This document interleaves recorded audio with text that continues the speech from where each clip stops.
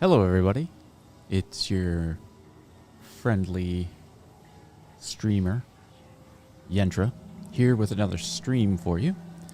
And today, we're going to be taking out the Hercules and kind of running it through its paces. I'm going to be taking it out. I've got a work order I want to run, and maybe we'll do some trading. And if all that doesn't sound entertaining enough, you might load it up with a tank or something and take some things out, do a little playing around with it. Now I am currently at Area 18, and that means I'm going to need to fly back to Arc L1 to pick up the Hercules.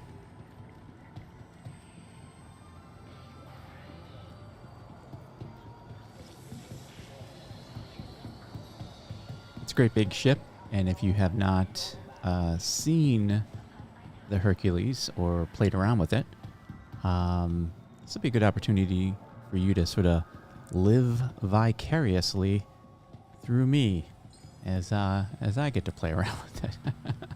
Maybe not that interesting, but you can buy the C2 in-game, and I believe it goes for around 5.2, 5.6. I could be wrong about that. Don't quote me on that, but I do believe you can buy it. I know you can buy it in-game, and I do believe that is the amount of the cost. I might just do a quick search on that, so that if you're counting on that information, we'll get you the most accurate information that we can. So let's take the train. This train has a nice little trick to it, which is that you can jump right up here on this ledge and get a full screen view, presumably if you're not using ultra wide. I don't know if ultra wide will show the struts there, but you're looking straight through glass, and you get kind of like a nice little fly through, almost like you're in third person, which you of course can't do while you're in the train. Area 18 is my new home. After the 3.17.2 patch dropped, it required a user or character reset, and I took that opportunity to choose this location as my home location, and it is a beautiful city, an entire planet covered with buildings and offices and slight industrial. I believe it's mainly business. And so yeah, you can take a peek at all these signs there. We saw back there the Crusader sign, which happens to be the ship manufacturer that makes the Hercules. And also see some advertising there for some of the clothing, and you can also see tons of advertising for different ship manufacturers. And it's a pretty interesting place. Clearly has that business vibe. A lot of what you would expect if there were to be an entire planet full of office buildings and skyscrapers. So we flew here actually, it was last stream. I didn't have an opportunity to play yesterday, and this ASOP terminal is bugging out on me, so I'm going to try to break free from its gravitational pull, and let's try that again. These things have been a little bit flaky for the last couple of patches. See that I've got the Merlin there. I'm not going to be able to get out of fly there, but I did fly my Connie here when we did run some Quantinium. Your vehicle referral has been delivered to the following location. Please visit us again. And we're at Hangar 8. Oop. I'm still being pulled from that first ASOP terminal that I went into, and oh, it feels like I'm still getting, you see how slow I'm moving? Oh. It's like a little mini sun. It has a gravitational pull of a white dwarf. We said Hangar 8. So we'll take this, we'll take the Connie back out, head to Arc L1, pick up the Hercules C2, and maybe head right back here, doing some cargo run. I'll show you a little bit about the ship, kind of walk through the interior. It is a big ship. This, of course, is the constellation Andromeda that we have here, so this isn't a ship feature for today. But I will do one on this ship. Feel free to drop a like and a subscribe, and maybe a comment. If you do all three of those, you want to see the Connie. Because it is also a very interesting ship, and there's a lot of things you can do with this ship. It is a multi-purpose, multi-crew ship. But we'll save that for another day. I'm not going to spend a lot of time on this ship. This is just going to be our transporter to Arc L1. Welcome to Rocket Space Industries. Enjoy the ride. System check. You are clear to launch.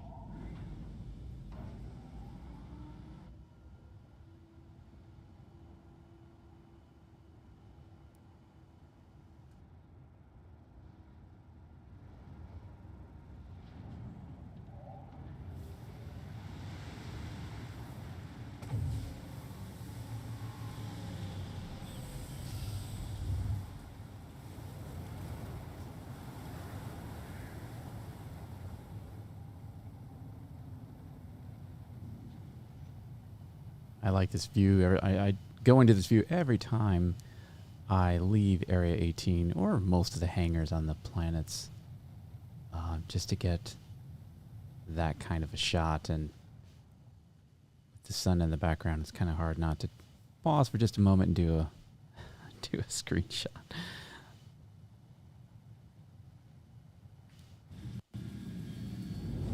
Let's get out of atmosphere here and head to Arc L1, as promised.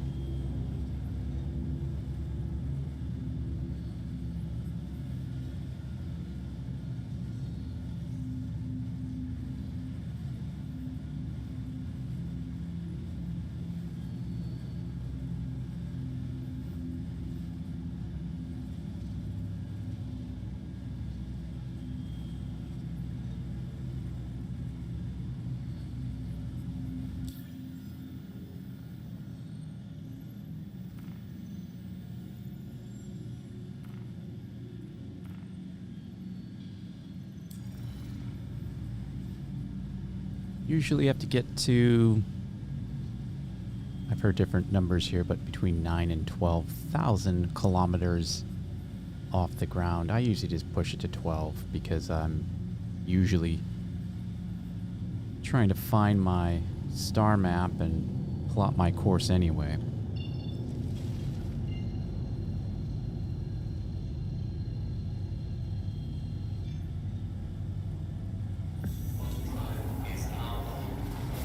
As I said, I do have that one work order. It's kind of been a little light on my mining lately, so usually I have them stacked up so I can take a big run. And usually, when I get to that point where I've got 5 or 6 or 7 or 8 work orders to do, you can always count on the C2 to take your ships out there. So. To take your shipments of Quantanium all in one run. Now, it has been in the past that, I was a little apprehensive about that because, of course, you can crash and you can have a 30K. And but I have to say, it has been pretty good with cargo. The 30k protection has been pretty good with cargo and ships. So I'm not saying it's perfect, but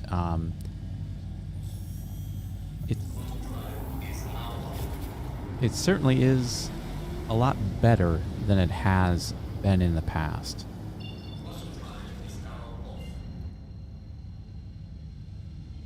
And with those assurances, you know, you just have to watch out for being griefed. But beyond that, it's pretty safe to run cargo. So I'm bringing this in for a landing. This is a great ship to fly. The biggest complaint, of course, that people have are these struts that are obstructing most of your view. Not sure how realistic this would be in real life, where somebody would put this much obstruction in your field of view. But I think the reason this stuff is here, obviously the lore would speak to one reason why, but I think the idea really is that this is one of the older ships in the game, from what I understand. I've also heard that this is Chris Roberts' favorite ship, and I think the idea at the time when this ship was designed, I think the idea of not having something in your field of view to remind you that you're on a spaceship was a little unorthodox. So the standard expectation of a player would be, I need to know I'm in something. You can't just throw a bunch of dashboards in front of me. That might just look like I'm on a computer terminal or something. So I think the idea here really was, let's show them some of the structure of the ship while they're sitting in it, piloting it. And all of that convention really was kind of a carryover from what was done in games. So I think, that's just my run-of-the-mill theory. But the idea here is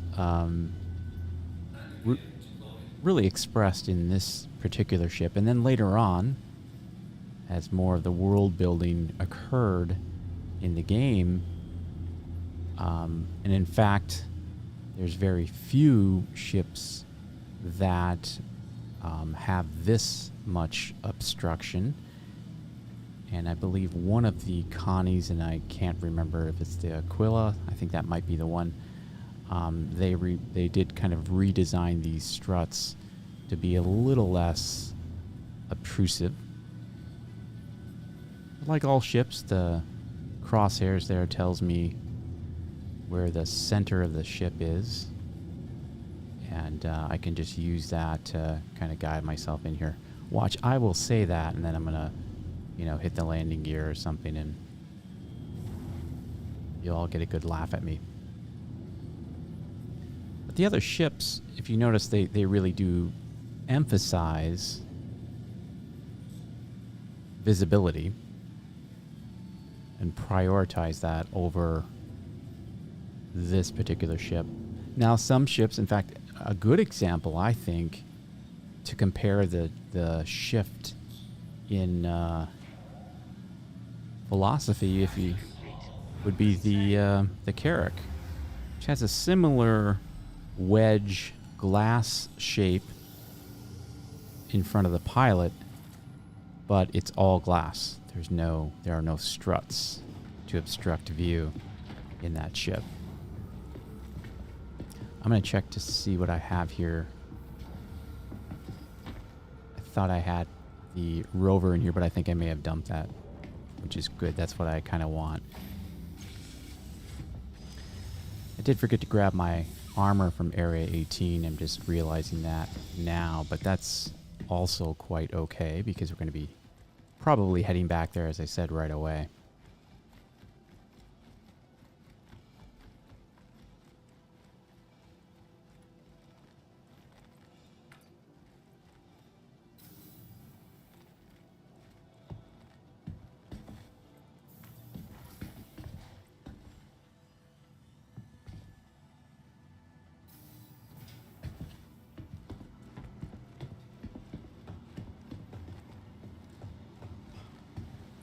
was watching some, watching some videos To the ASOP vehicle of retrieval system.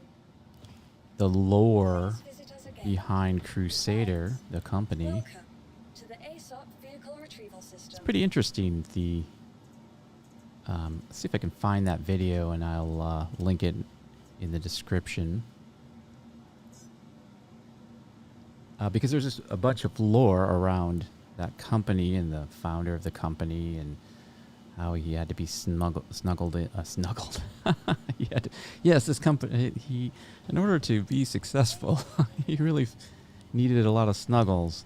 No, he needed to be smuggled in for fear of his life, and that was before the company started, and then that kind of led to what ultimately became the design of the MSR, one of the secondary purposes of that. That was room 9. Should be paying attention to these numbers. This is one of the more inconvenient numbers to forget. You can always check your marker if you're going for your ship, but it wasn't 9. Can I run back there and do that again? Or was it 8? I think it was 8, wasn't it? Yes. 8. Or was it 4? No. I'm going to assume I got it wrong by 1, and that it's 8. Otherwise, yeah, it's an end room. No. Okay, well, I'll just eat something because I'm really not going to do that again. That is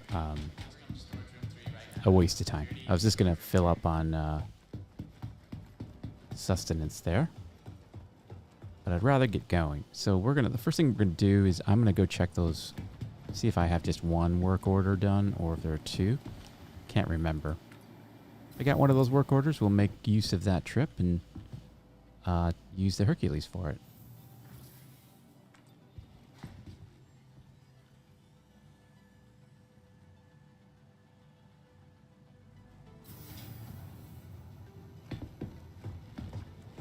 Management just wanted to make a general announcement to check your valve settings.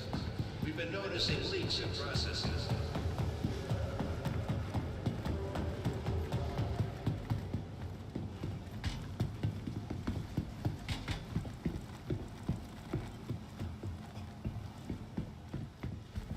Hey, back again, I see. Welcome.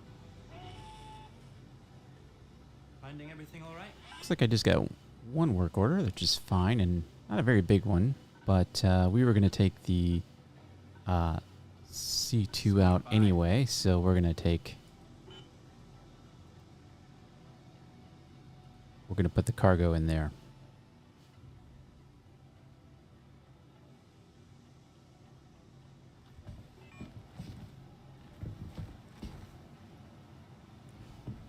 See, I thought they had food here, and I'm sure I have plenty of food.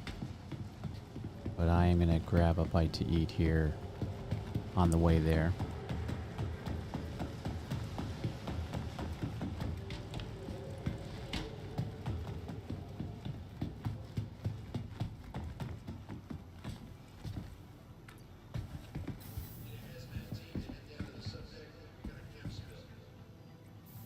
So anyway, back to the lore of Crusader. It's been a while since I've seen the video, but it was really interesting, and kind of lines up with some of the reasoning behind the Hercules line of ships and how they were, of course, military based, and they were used to transport To the ASOP vehicle retrieval system. ground vehicles, which was a vital need for kind of as a drop ship. And it's pretty interesting. I thought it was really interesting, actually. And then the Star Runner, Mercury Star Runner, that was sort of the third. I'm not sure if that was the third. It was the ship that came afterwards, and it was kind of by that time the founder of Crusader had passed, And this was sort of an homage to him, because this, of course, this ship, the Mercury Star Runner, has a smuggling Selected. Stand by. capability, and that was sort of a throwback to his to the original founder of the company's need to be smuggled. And I just thought that was great, connecting those dots in this story. And I do find all that stuff very interesting. Now, I'm not going to take that elevator because it's not, I was going to say I'm superstitious, but it's not superstitious if it happens all the time, right? That's just being cautious.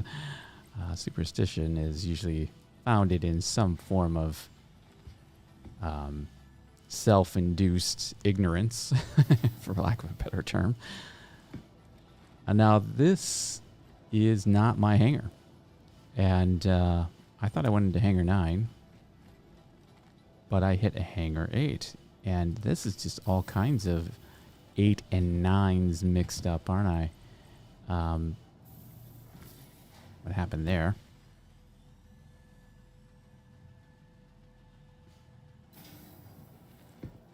Now, here we go. I remember the first time getting this view of this ship. It's massive. You literally have to put your head all the way up just to get to the fins on this thing. And of course it has a bay door in the front and also in the back. And so you can literally just pass through this entire ship, which is kind of one of the better design dropship options for you out there, in my opinion. And when we do the tour here, when I pull this away from station, I'll show you. But I just think it's ultimately one of the best because it literally is a drive on and a drive out. And the idea being that you could do a full, just drive forward as opposed to having to back out in a hurry, which puts you at a disadvantage. If you're in a tank that can turn around but not at record speed, you want to be going forward if you could, or you could just count on it being in the other direction. If you land it that way, of course, you could have everything load up front and then drive out the back, driving forward. But in any case, it is a very versatile ship. I think very well designed ship for what it does. You are clear to launch. Now we're going to do our dogleg trip, which is where you pick a spot, doesn't really matter which one, on the map, and you plot your course there with none of the intention of actually going there, of course. Before I take off, I am going to double check my food. Although I could pick something up at Area 18.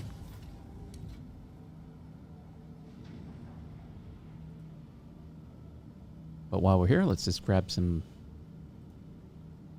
stuff. It does look like I have a couple of drinks, but I do need some food too.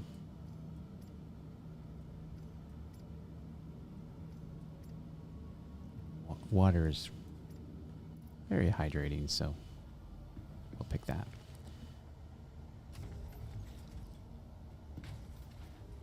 One difference I know between the C2 and the A2, I don't know the other variants all that well. I haven't flown those. So all I know from them, I learned from watching the videos that everybody watches, and you probably do too. But there are some differences between even the cockpit in these variants, so you can tell which one you're in just by looking at the cockpit, actually. Thank you, and please visit again. So we're not intending on going all the way to Crew L4, but we're going to plot there.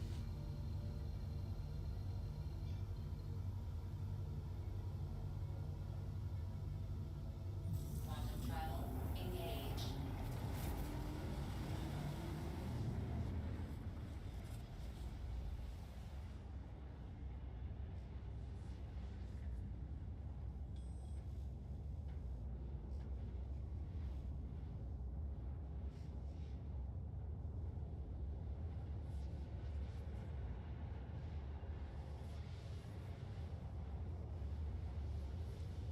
Quantum travel complete. That's pretty good. We will be hit with this.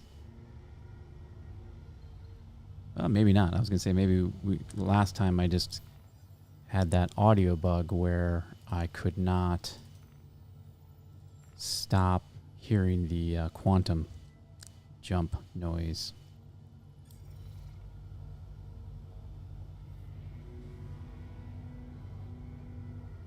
So now we can head to ArcCorp from here. And before we jump, actually, we're in the middle of space. And this might be a good time for us to jump out and do a little tour of the ship before we actually go drop off our cargo. We're pretty safe here. So I did mention that there is a difference in the cockpit between the A2 and the C2, and the difference is there's another seat here. So there's 3 seats, and the C2, and I believe the other variants, the A2, I'm not sure how many seats there are, but the C2 definitely just has the 2 here, as you can see. They do slide up on this rail, and view is okay. It's not the best cockpit view, but it's not the worst. It's not a freelancer or any of the MISC line, except for the prospector. Those tend to have a little sliver of view. I'm trying to slow my camera movement down a little bit too. Just like the Mercury Star Runner, there's complaints about these doors. You kind of have components in these doors, and they sort of serve as a does that actually open? Oh, it does. I never stop. I always walk right through here, but I think these are escape pods, and they are. And there's 2 of them there. And you can look at some of these components too. I think actually these are all working, which is great. There's a gun rack here. And assuming you'd want to get all those guns out of there before you were attacked. But these things do serve as strong points, as like holding points. If someone were to get into your ship, you would have, several stopping points there before they could get to the cockpit and presumably do some damage to you. So yeah, I do forget very often that most of these things do open up. That's a gun rack. There's another gun rack over here. I don't think there's anything in here that opens up. Again, I usually just walk right through here like most people.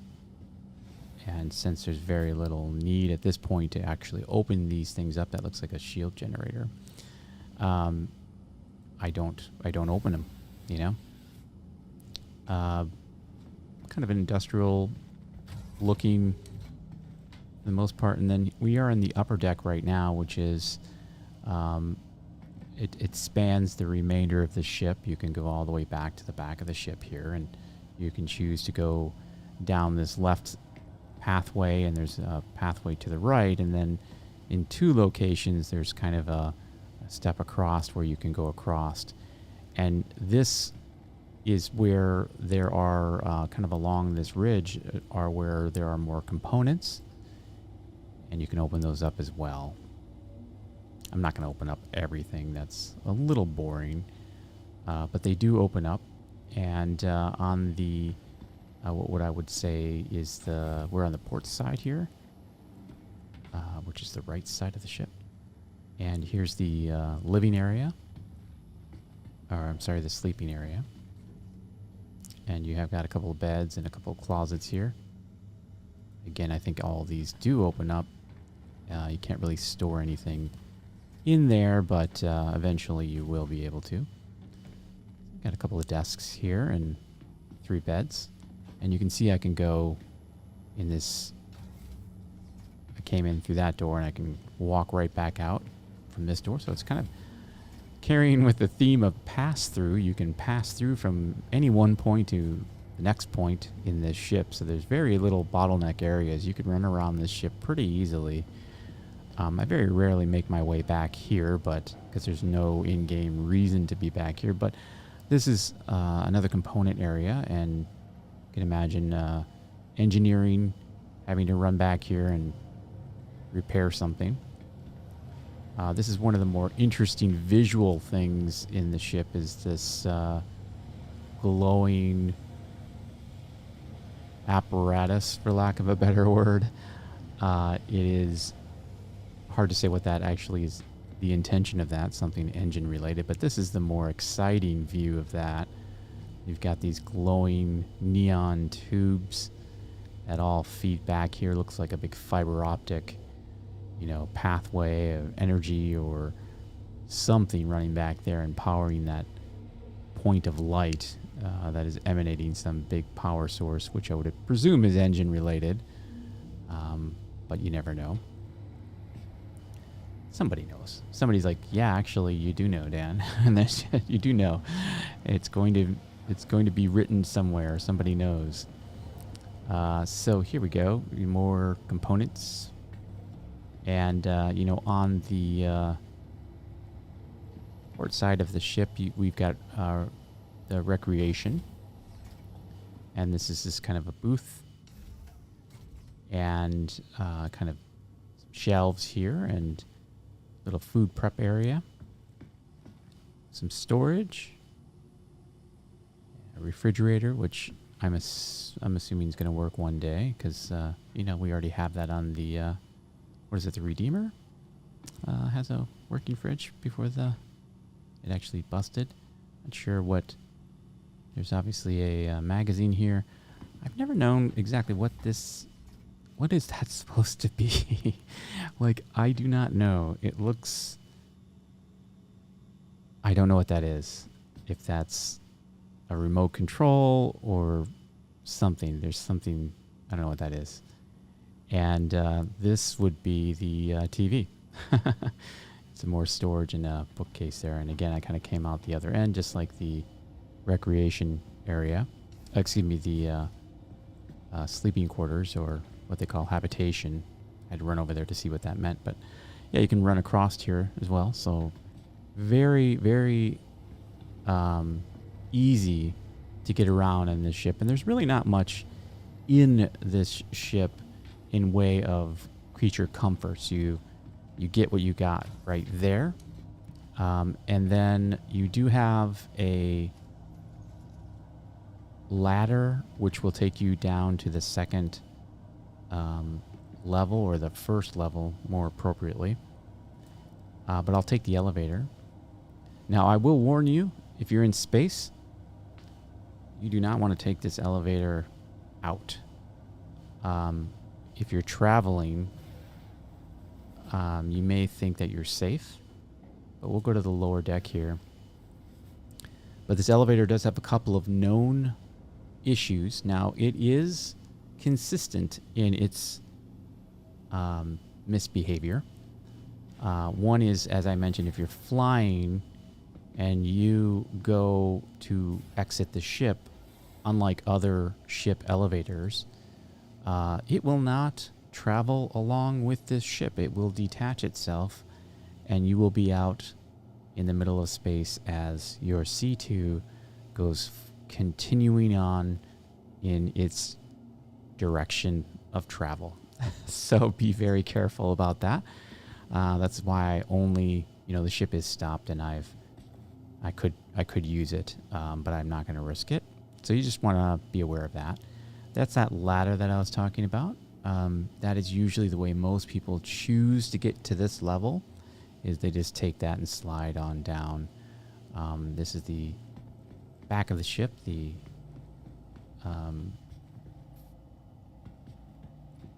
ramp. I should know where this is because I do use this, but most of the time I'm using the hotkey here. But you can, and we can open this up. It is a slow-moving door, which is kind of a disadvantage if you really want to think about this as a drop ship. You would expect that thing to just fly on down, but this is more of a landing ship. It's not going to be one where you're going to get in the middle of the action. You're gonna really want to pick a spot where you do have a little bit of time. It's not like the Valkyrie where it's built to fly into the middle of things and do a quick drop and fly on out. This is more get you to a stronghold location and do your deploy that way. Let's see if I can go into third person. There we go. So you can see these two ramps, that back ramp and the front ramp that I just opened up. Also, they do serve a really good purpose of, you can see how back heavy this ship is. There's this gooseneck that kind of sticks out. And that is a issue when you're landing. If I were in the pilot seat here, I'd deploy the landing gear, but the landing gear all exists on the back half of this ship. And so when you do land and your nose is even just slightly down, it will dip down and hit the ground. I think the first time I flew this, it was a friend's ship, and I I definitely nosedived, and I was panicking about it, but he blows this up before I forget. And the rest of this is just pretty much all cargo. Not cargo. Yeah, this is also used for cargo. I'm sorry. But this is just all space for cargo or a ship or anything that you want to put in here. The Nova tank does fit nicely, and it does help that there's this kind of ridge here on the top that makes a little extra room for the tank as you're driving that in here. Sorry, I'm so used to ramps that you can just directly click on.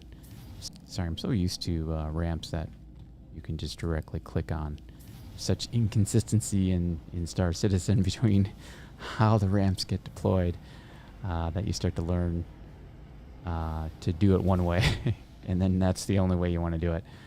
But this is pretty no frills in here. You know, you can imagine those Passover pathways that we were walking to and from one side to the other side. That's kind of what we were walking over here. And then in the back, we're just kind of right underneath that engine that we saw earlier. So not much to go over, really. I'm not going to go through specs. Because I'm not really someone who knows a lot about the weaponry of ships, because I don't do a lot of PvE or bounties, although I would like to start doing more of those. I just don't do enough of them to really know. I mean, I can tell you what a repeater is, but I can't tell you what the good ones are. Let's put it that way. So rather than just fill you with information that I don't have, or that I just looked up and for me to pretend that I know something about guns, is a little disingenuous. So I had chat on this whole time, and I don't think I've seen anyone doing any global chat, which is kind of interesting. So one thing you may have noticed, or more appropriately, not noticed, is that there is no cargo in here. And didn't I put the Quantanium in here? And the answer is yes, I did. But right now there's a visual bug where the cargo is here, but it's invisible. So it's part of the ship. It's stored on the ship. There's no problem. You'll see that in the kiosk. It does mean it can be difficult to verify that I've got this in the ship. I can't really tell. There's no way for me to tell, to my knowledge. And I honestly think that's a bit of a letdown because... actually, I'm going to take the ladder. It's a bit of a letdown because, you know, when you scan another ship in Star Citizen, you get a complete breakdown of what is on that. You get the owner of the ship's name, you get the type of ship, you get the classification of the ship, everything that they have on the ship, you know, vehicles. You get the health of the ship. You get more information about someone else's ship than you do about your own. And I really, really would love to have just a way for me to do that. So we're going to head to ArcCorp now that we're fed and fueled. But yeah, that would be awesome, right? Like if you just literally could look down at your MFD and say, give me everything that somebody got on me. You know, like what are the scanners showing about my ship? What is my health in terms of a 1 through 100? Yes, I can look at these things, but I just think that would be great. And I know a lot of people would appreciate that because the number of people that I talk to who say, oh man, I lost all my cargo. Is there any way I can check to see if I'm right? I think I lost all my cargo. Is there any way for me to check if I'm right? And you have to go, yeah, you got to take the ship and you got to fly to some outpost. Actually, you have to kind of fly to a planet. You got to land, and then you got to store your ship, and then you got to go take a train, and then you got to go to the terminal, the TDD terminal, and that'll tell you what's in there. I mean, one part of what's in there, you know. So it's a. I just think that would be an easy win for us to be able to see a panel that we could go to where it would list cargo. All right, let's head to Area 18 and collect a paycheck.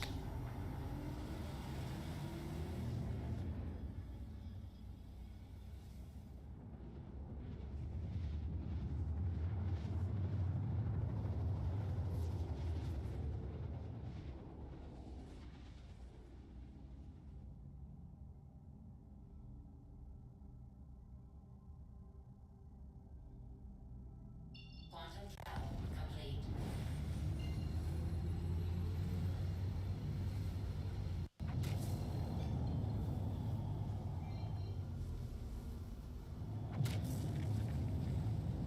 I always like to kill that quantum drive. You know, obviously it's a bit of a noise.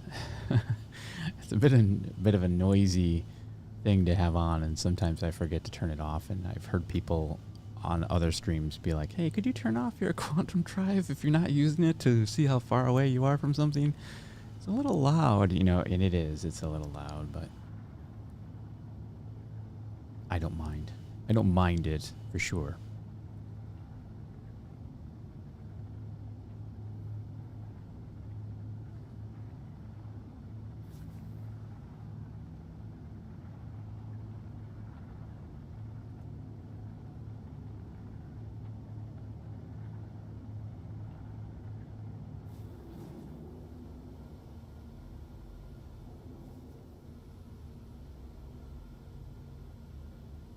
The ship is a bit of a beast, and you know, you don't always get the best hangar here. Sometimes they'll give you the big hangar, and this thing gets dwarfed in that hangar. But there is a hangar you get put in where it's kind of tight, especially if you're just learning to fly this particular ship. It is on the threshold of being too big for the hangar that they give you. And if you're new to flying this ship, it can be a little intimidating to bring this in for a landing. And I land this ship the way I've always landed it, and it is the equivalent of, you know, putting the training wheels on. Because I go into third person, and I'm not embarrassed to say it is just what I do. And yep, sorry about that. And I'm apologizing to the ATC person. But I'm not embarrassed to land with the training wheels on because I guess I'm just not. I don't know why people would be. It's not like I mean, I suppose the argument is something around immersion and the pilot can't see something, you know. But I don't know what that argument doesn't make a lot of sense to me, because you really could argue that we are 930 years into the future, and we in current day have cars that have cameras, and you can see all angles of outside of your car rather. And not only that, you know, we have cars that parallel park themselves, and got a version of that in the game. So here's my technique for landing this and other ships that are so big that you need to zoom out a little bit from first person. The first thing I do is set up the camera, and then I get myself to level, and that's particularly important with this ship. Make sure my landing gear is down. And I didn't show you this before, so now I will, now that we're actually in good size. If you're unfamiliar with this ship, you can see these 3 pieces of landing gear have deployed, and then there's nothing on the front part because they need to leave that unobstructed for that ramp. So that's why there's no landing gear there, because someone would drive out and run right into it if they're in a hurry, and you don't want that. So I literally fly it like this. It takes a little extra time, and some might argue that it is cheating. I know some people who are very good at landing, and I'm not bad. I'm not terrible. But I do remember this being the ship that I panicked the most about landing when I first got it, because when I first got it, I was still relatively new to the game, and a little bit of an inexperienced pilot. But you can use visual cues on this ship. You're really just looking to just don't forget about those fins, because that's what everybody does forget about. But as I come down here, I'm about straight up on top of that ship, right? And it's pointing straight up, so I know I need to pay attention to the space on the neck of the ship, see what those spaces look like. And then if you look really closely on the left and right, just under the wing portion on the far right, you'll see these white ticks. They actually are kind of very handy to make sure that everything lines up. And really, it's just a game of, I kind of know I need to go a little bit forward now, because I'm looking at right now I'm right. You look at the bottom of the fin, and then you look at the very top of the ship, or excuse me, the very front of the ship and the very back of the ship. You'll see that I'm lined up right to that border, and I just keep bringing it down, and now I know I'm a little left, a little right, and then I just recheck it as you go down. Now I could be doing this a lot faster, by the way, but I'm just doing it slow to kind of show you my process. And now I'm kind of going down. Now I'm clear. I might be a little, and as I go in, I kind of check the paint, and I can see I can do some minor adjustments there.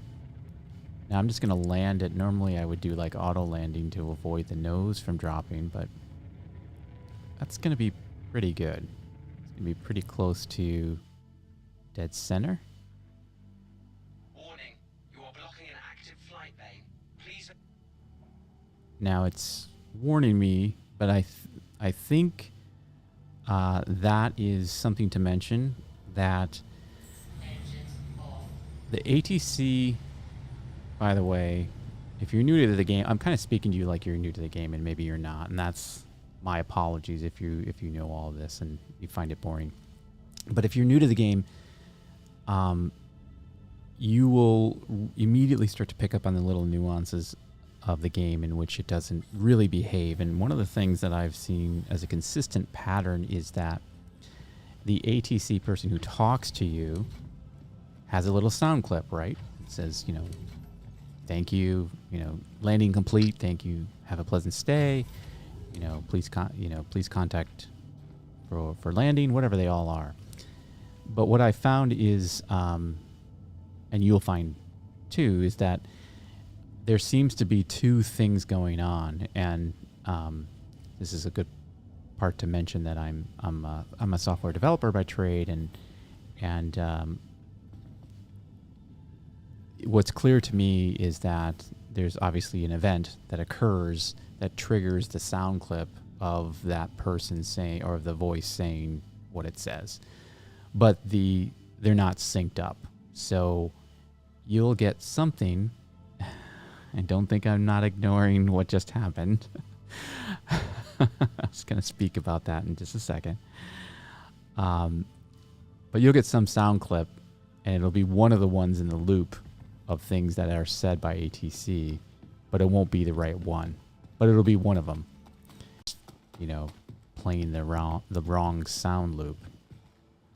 When I was talking about the elevator before, I mentioned how it is, sketchy in certain things, and I was going to mention what just happened, which is sometimes you will find that you'll go down the elevator and you just kind of sit there, just sit tight for a second, you know, just sit there and wait until it's all the way down, and then give it a second, you know, don't just jump right off, because there is a little glitch there where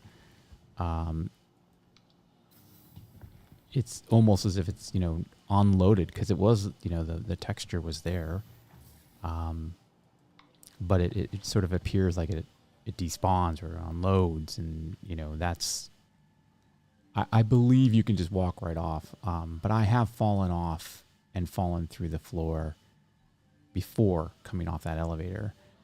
So you just wait until that glitch, and then as you're walking, it might happen, similar to this visual bug.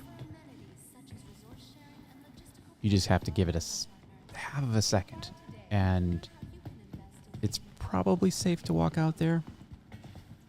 But just wait, To the ASOP vehicle retrieval system. because you do fall through floors here. It does happen. Now it told me that I was blocking. Oh, did I miss this? Personal belongings are your personal responsibility. Monitor your Okay, so that's not good. I don't want to claim this. And if I claim it, I will lose. goodbye. I will absolutely lose the cargo. Welcome to the ASOP vehicle retrieval system. Welcome to the ASOP vehicle retrieval system. And welcome to Riker Memorial Spaceport. So we're going to go back to Hangar 8. Metropolitan area. We hope you have safe travels wherever your final destination may be. And that was unrelated to him saying that I was blocking, because if I was blocking, it would have just stored my ship, which it did not do. So this is what you don't want when you're hauling cargo, or, you know, like I am, and I don't have a lot. It's not a lot of it's not the largest load of cargo that you can put in a C2 by any means. It's like 1/10 of what can be put in there. See, the hangar doors are still open. So I am going to... I never really know what the best call is to do in these cases. Usually just try to do something to trigger the fact that it's recognizing your landing. Same thing with going on this elevator, by the way. Just kind of wait a second.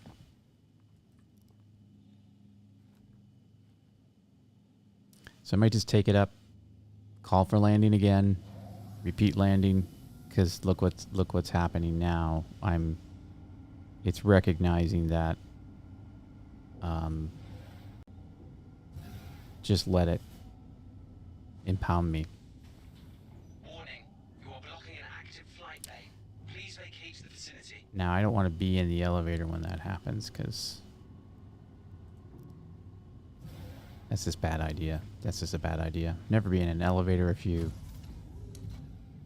expect a process like this to happen. Yeah, this is a little...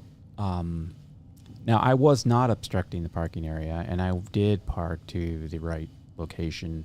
We know that because I had a marker and everything, so it's just one of those little bugs, and so we'll let ourselves be impounded, and that should take us right to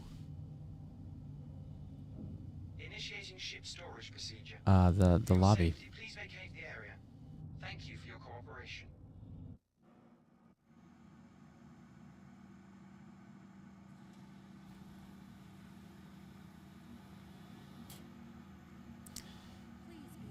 And it did. We will have a fine, but we should be okay.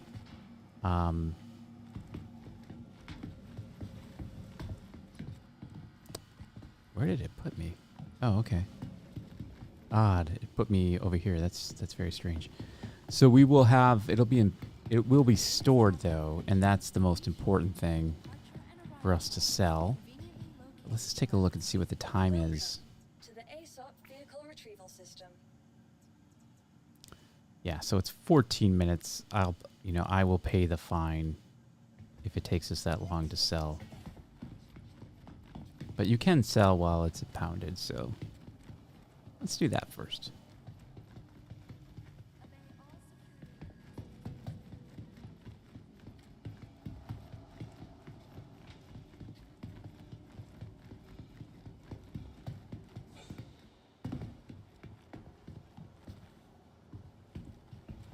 All that to wait 25 seconds for the train. I should have some kind of like train waiting music that I could play while we wait for the train.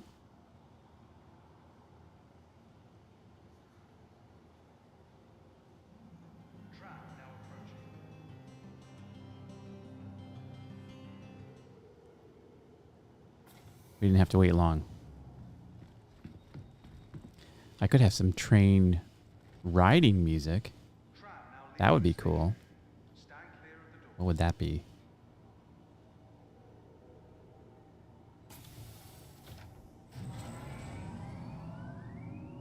Nah.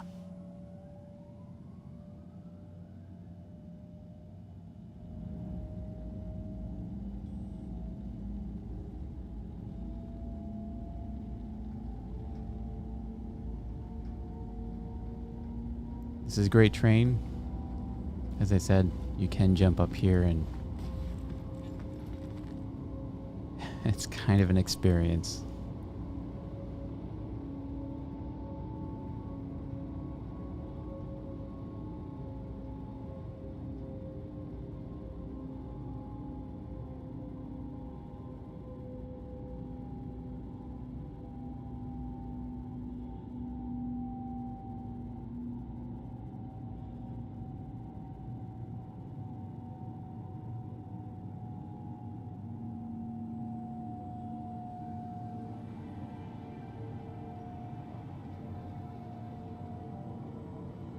Really do like this view.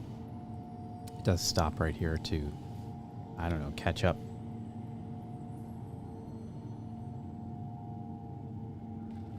Now arriving.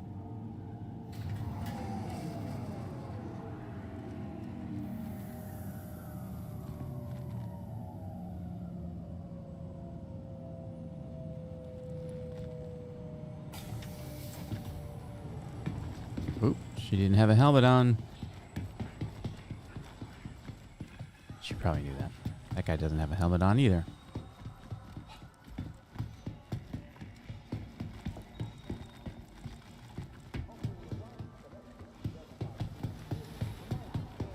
Might do a stream where we just kind of hang out in one of these plazas, you know, and kind of go check out everything.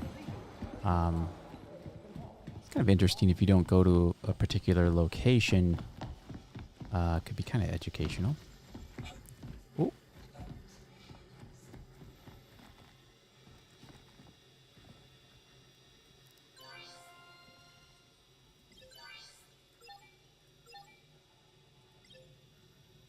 Yeah, so 215,000. It's not nothing. For sure. You know, I think that was a fairly decent run in the Prospector, you know. Oh, look at this guy. I think we're going to try to race. And I think I'm going to win. Oh, I'm right on him, and I'm just being nice. I'm not trying to... The rule in racing is you just limit the number of moves, the number of turns that you make. You just pick a point and head to it, because you lose speed when you turn.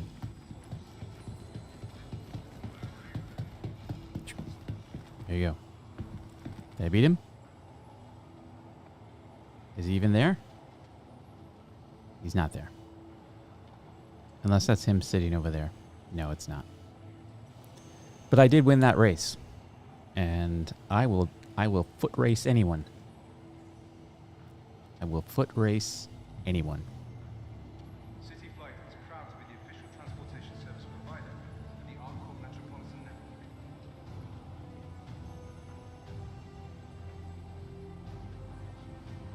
Tram now approaching.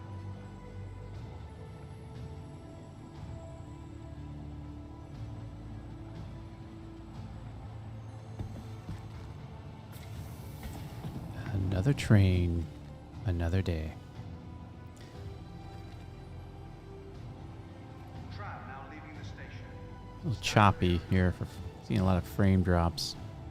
And actually, I still haven't seen global. So, no global chat. These are not good signs. These are not good signs. Let's see. Yeah. Yeah. I don't feel very good about what I'm looking at right now. I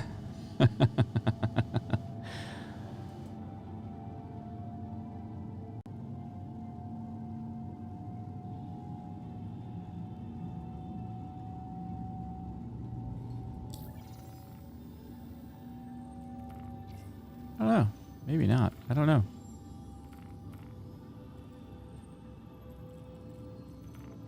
I mean, that is probably not a good sign, but I know there's a way to check. But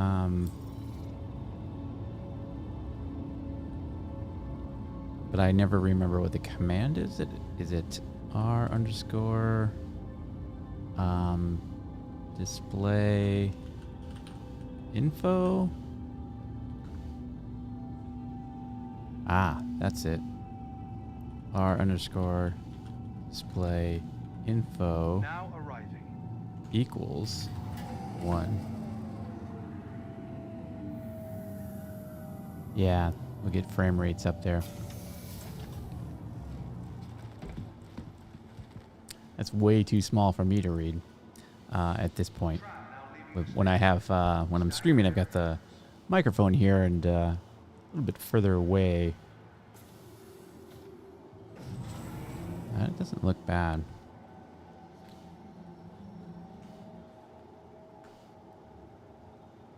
Let's get that out of there. I don't like it.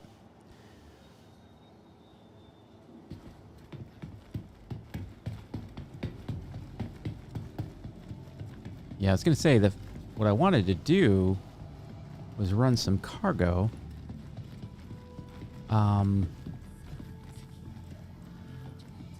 report possible threats every time. But I'm a little wary of doing that if we have kind of a bad server. But it doesn't, I mean, it is a little laggy for me, I will tell you. To the Obey ASOP all vehicle security retrieval and system. customs personnel at all times. Feels very laggy. Job is your safety. Got 6 minutes. What's our fine? Does that actually... I'm sorry. That vehicle is currently impounded. I know.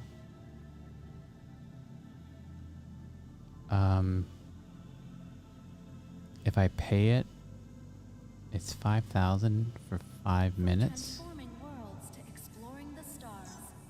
Your vehicle has been moved to a storage currently impounded. Well, I just paid the fine, lady. Yeah. So, I am going to... Yeah, let's take this up. Vehicle selected. Stand by.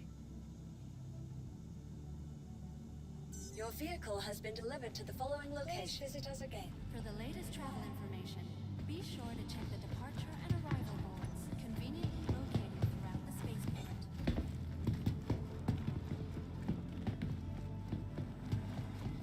So, I don't normally trade.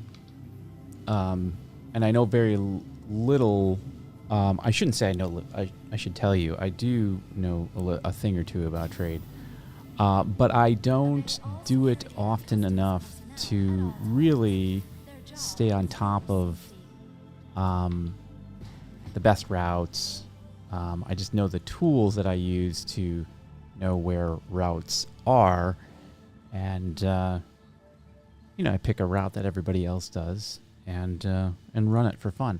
I like the activity of it. And the C2 is known to be able to haul some cargo. So I wanted to kind of, we're using this stream to show you the C2 and what it can do. And I think running cargo is a really good use of this ship if you have it, and everybody knows that who researches this ship. And you're looking to get into cargo hauling. If you are, this is one of the best ships in game to do that, in part due to its size and also its ability, its maneuverability. It is, some have argued, too maneuverable for the size of this ship. It should be a lot more difficult to fly or require more time to get out of atmo, whatever. In my case, Crusader Industries, a journey worth taking. I think it's a great ship, and while it's in this state, we can use it to run some cargo. You are clear to launch. So, let's just get everything fueled up here, and we have to decide where we're going to go.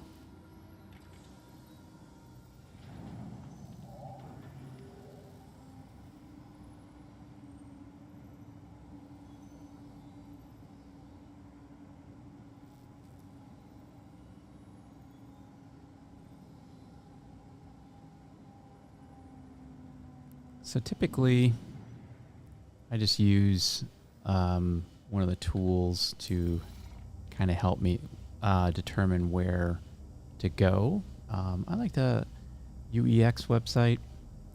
It's kind of, you can plot your routes and kind of decide what you want to do.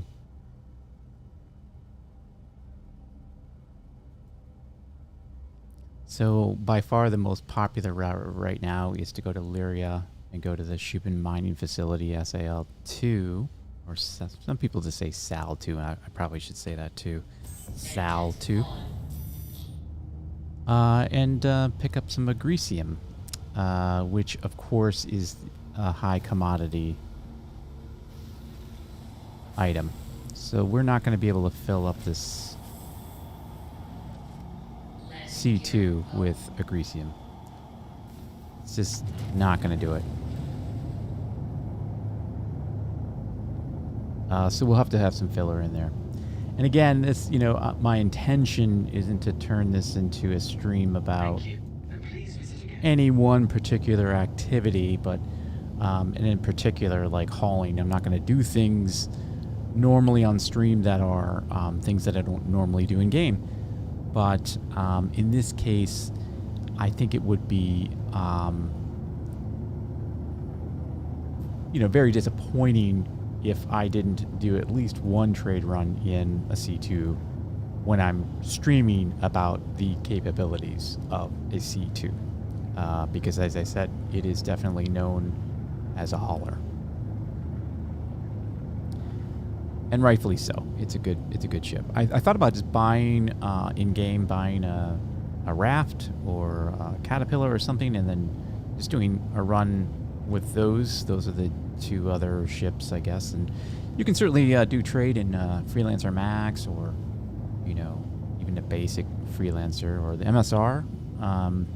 But this is a league above that. So I'm going to plot to area, and of course I can't plot directly there. So let's just go to Walla, and then we'll jump and stop.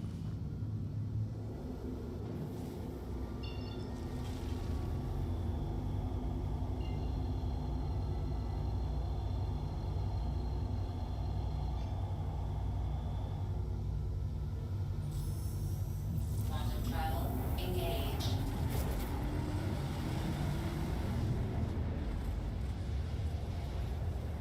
Quantum travel complete.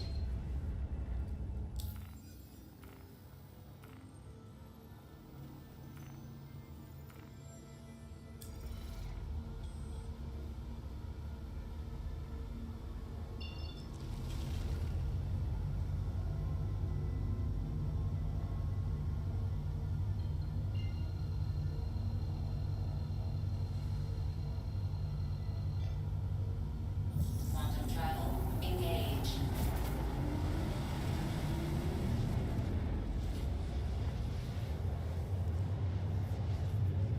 And of course, the thing with trading, that is the obvious thing to point out, which is what we do here on this stream, is point obvious things out.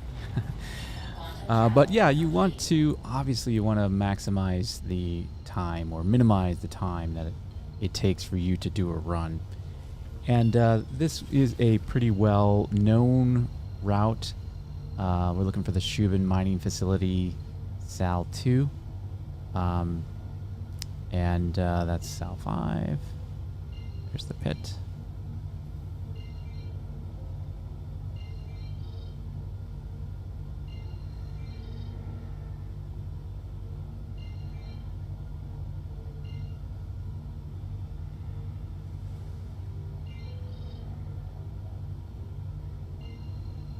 There it is.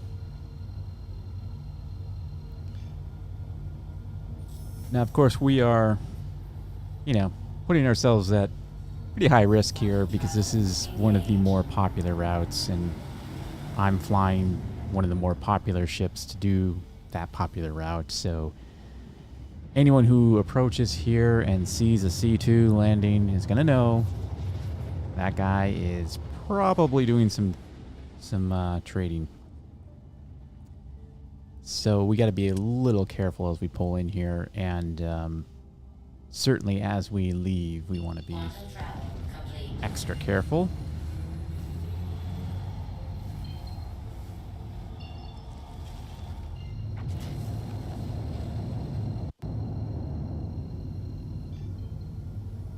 We'll bring it in for a approach and see what we can pick up. And I'm going to buy no matter what. I'm not going to try to make any money off this run. I'm literally just going to buy and fill up the C2 so I can show you what it looks like when it's full. Do we get chat back? Nope. No comms. No comms.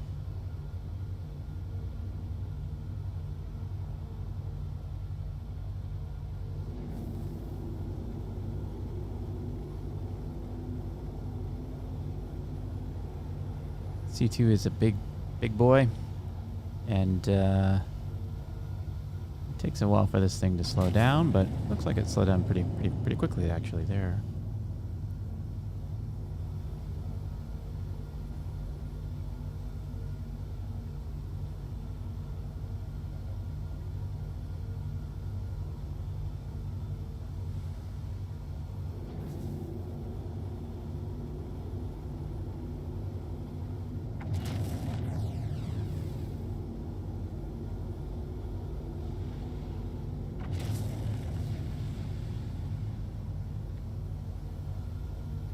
Landing gear down.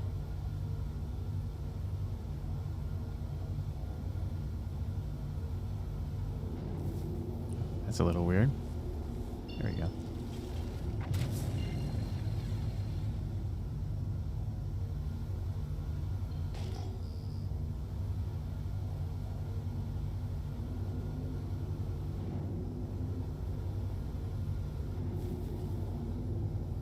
I don't know why I'm being so cautious. Normally I do fly this in a little faster than I am now, but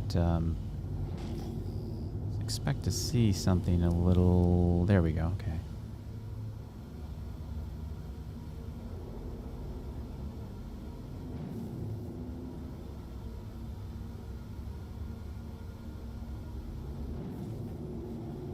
Now again, this is a ship that does require some extra love when you land it.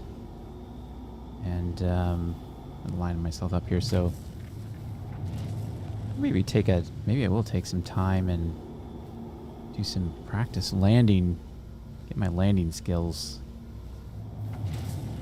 I'm not too bad. I should really stop saying that I'm bad, because I know I'm not. But same thing happened to me the last time I said that. I overshot the landing a little bit more there, but again, same approach here. You know, this time you kind of bring it in here and put her down. And you'll see just how big this ship is when you bring it down. Because you're like, oh, I got plenty of room. And then you look and you're going to see it's going to land before you think. I want to get past those. Yeah. And that is what kind of happens. You'll see a dip like that. And that's what makes this ship a little more difficult to land than other ships. But it's okay. It won't, you know, most of the time it's totally fine. This thing is built for that. And if you're really nervous, I just love this training wheels technique that someone taught me. Just as when you land, just deploy these front and back bay doors, and they will touch down and keep you from dipping. So, you know, if you want to do that, you can.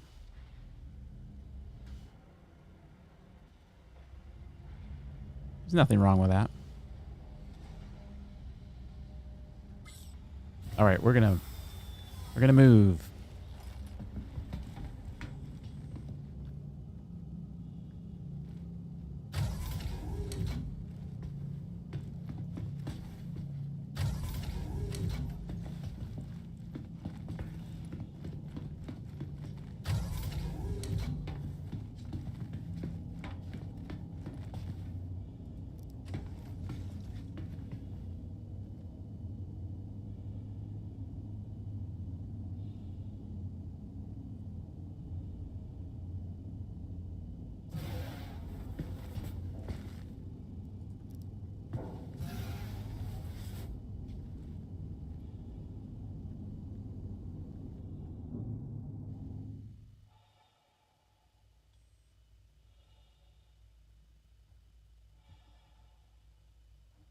Yeah, I kind of like to plot my course before I jump off because of that bug I mentioned.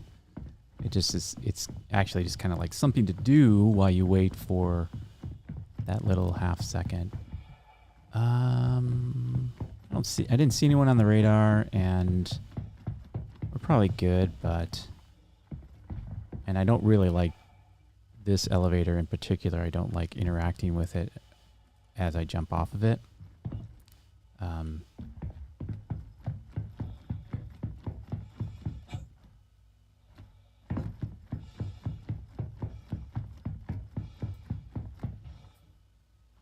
Aha. Is that where I need to go? Yeah, that looks like the perfect too. Now, if we decide, I mean, I think I am going to just, like I said, I'm going to buy whether it's profitable or not. I just want to show what a full C2 looks like. And if I lose it, clearly I'm not going to be happy about that, but it'll be well worth it for all your entertainment. I don't even know what I'm saying right now. Sometimes the old word box stops working. This is just going to do a little looting. And this is totally random, right? I didn't plan this out. But there's some Agricium. And looks like we can get max available stock, so we're going to buy that. And then we're also going to get, titanium I think is probably the next best thing to buy. Destination full. So we spent a little money there, and it's best to just put that out of your mind as you approach the next steps that you have to take to get your profit. I just kind of walk slowly. Don't fall down those stairs. Don't even think about it. Everything's fine. Life is fine. Think about it. Everything's fine. Life is fine. Nobody's going to attack us. You do get very comfortable with this scenario very quickly with time. And you will be nervous the first time you do this. If you're anything like me, I shouldn't say you will be, because that's an unfair assumption. But I was very nervous, and I had every right to be nervous because, the server instability was a thing, and it's still a thing for sure. Oh yeah, let's go to the lower deck if it'll let me. Yeah, because you want to see the cargo, right? So let's go to the... Did it just... Did I break it? Okay. I broke it. So it's going to take me to the top deck again, and then I'll go back down when it's done. Yeah, let's go to the lower deck. That was always the intent. So as you saw, as we were traveling up the elevator, these boxes do show up, so it's pretty cool. You can kind of get a sense of what a full C2 looks like. It's a lot of cargo. Quite a bit of cargo. But you can see there's still plenty of room in here to move around, which not a lot of ships do when they're full. And you could still have even a vehicle or something along the side here. I put a Nox in here all the time. Oh, look, this bottle of water. See how much room there is for that? Plenty of room. So yeah, that's what a full C2 looks like. Let's get up here. Maybe not so much. I think I was going to fall through the ramp. I still don't know where all the holes are in this ship. And I may... Usually when you go do something like that, that's a bad idea. But... we can't play it. I don't want to be completely safe in this, like it's all about safety. This is a safety stream, and I'll show you the safest way to play Star Citizen. And you're always going to, I'm not gonna do that. Don't worry. Let's head to the top deck, and we have to go back to Area 18 to sell this. This is part of the time where you might, put on some calming music. If you're worried about losing a bunch of your space bucks.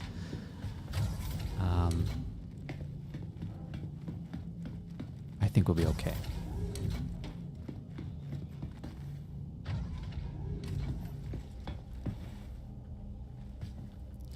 We are in an armistice zone, so we, do have a little bit of that protection.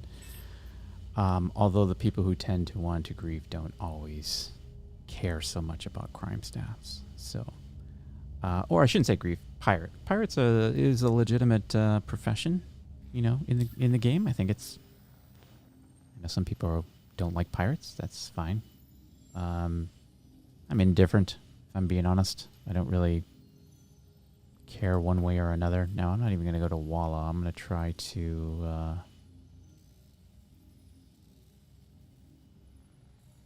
Yeah, I'm just going to go to Walla. That's probably fine. Like I said, we can't be too cautious. Engines on.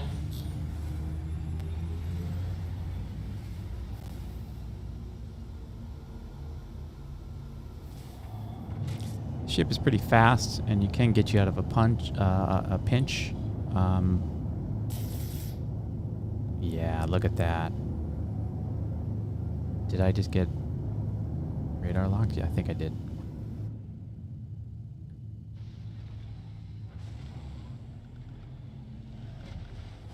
I don't really see anyone on my tail, but I am booking.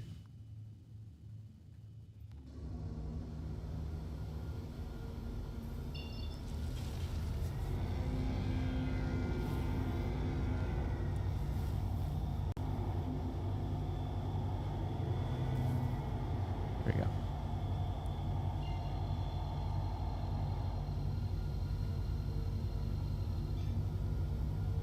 Quantum travel engaged. Quantum travel complete. Yeah, I'm just going to bounce out to Walla just for and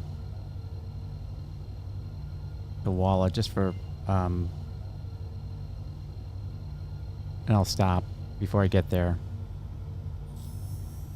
Quantum travel engaged.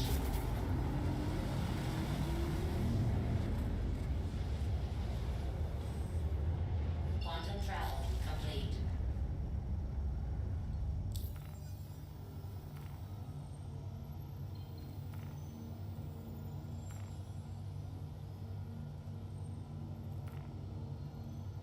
Now that's just weird. Because I clearly can go to ArcCorp from here.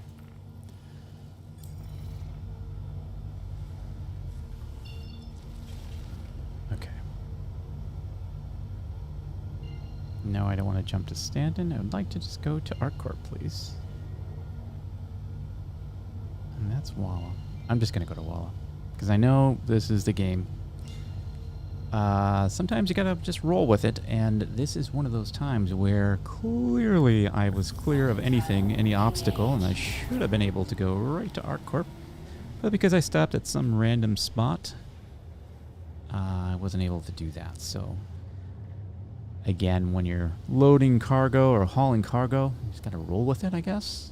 That's what I'm told, so that's what we're gonna do. This is not the most inconvenient thing to do, is to jump to Walla, because it's right here. But Quantum travel complete. all right, let's go now. Can I go to ArcCorp from Walla? Yes. Survey says yes. Yes, you may. All right. Now, normally, I mean, we're going to find out how much we're going to make. By how much we're going to sell.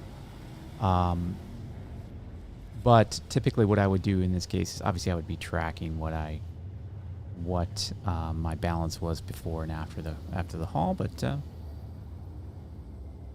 we'll do fine.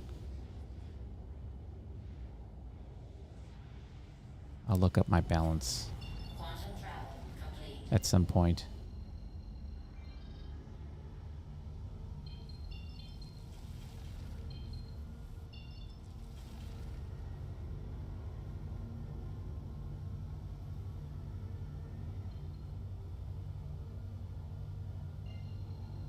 Back to Area 18.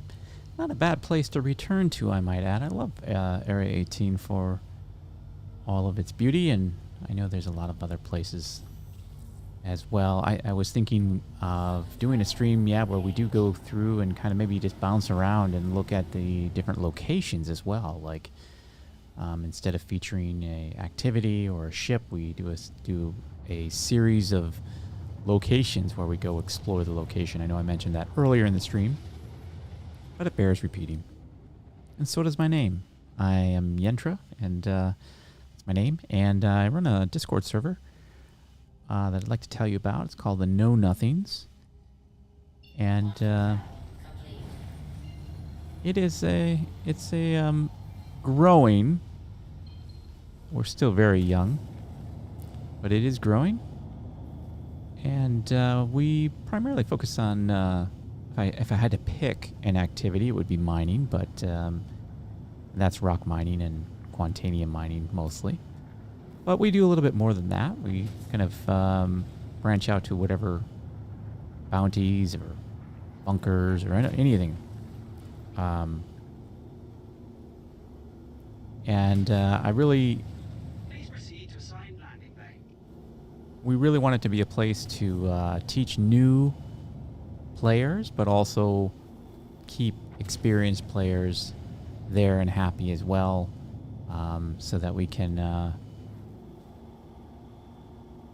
of spread the knowledge a little bit. I think this is a game that we know this to be a game that has a steep learning curve, and it also is a game that you'll see this in the free fly events and things like that, where a lot of people are very much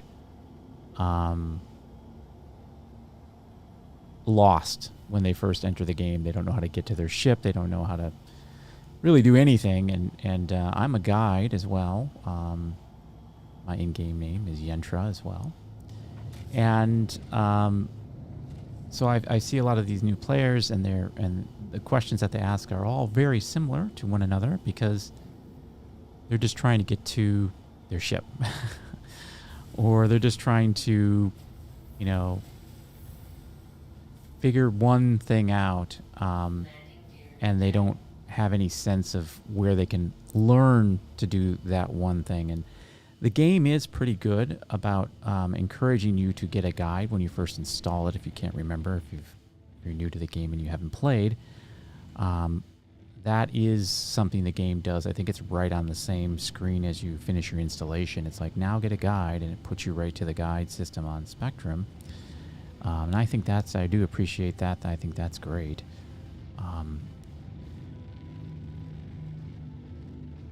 But there's still a pretty big learning curve. So I kind of founded this Discord organization with that in mind. And we do have that big, nice box that is in our way. I'm going to auto land here. I guess I'm not. Do I have my landing gear down? I definitely do. Let's get in there a little closer there. See if we can auto land. No, we cannot. Ooh. We're in the big hangar, and you can see this thing gets dwarfed.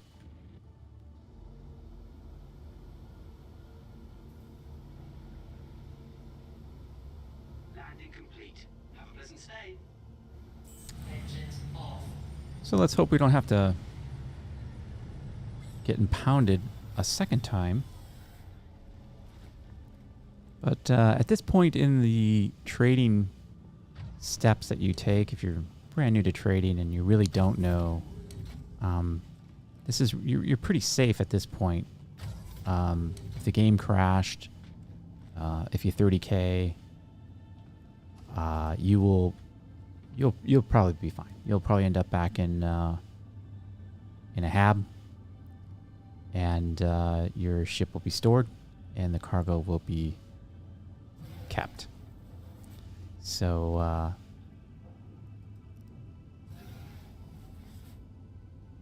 this is the part where, like in this game loop, where you can kind of take a breath. Now I'm technically still on this ship, so I'm gonna grab Oh, it doesn't work. I thought I could actually grab local inventory from here, but I guess I can't.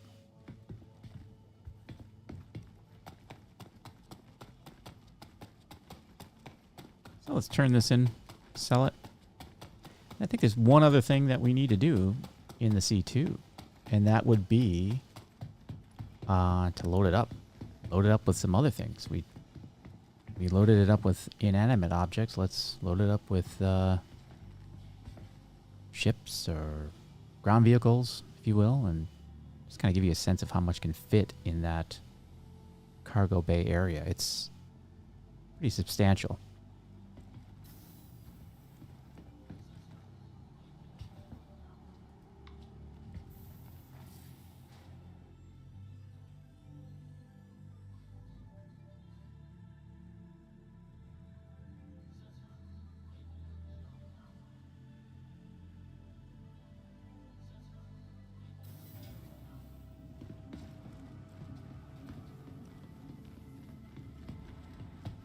For the latest travel information, be sure to check the departure and arrival boards conveniently located throughout the spaceport.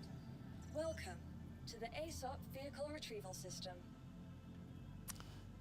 This ASOP just hasn't really been working very well today for us. And I think I just skipped past it, and I do think it does say... Oh, thank God. Okay. I was going to say, if it... Okay. Yeah. Sometimes I look at the ship, you know, on the left when I'm scrolling. I'm looking for it alphabetically. Other times I just look for the icon of, you know, what I'm looking for visually can be easily found if you know what, if it's the store icon, because it should be the only one on the list. So you're just looking for that store icon, not the retrieve or claim icon, right? But since we had that bug, I was looking at the ship list, which I don't normally do in that situation. So 7 seconds. That's practically nothing.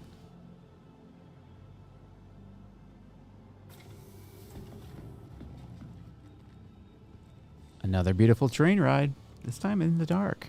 Maybe we should go full screen on this one, huh? Yeah.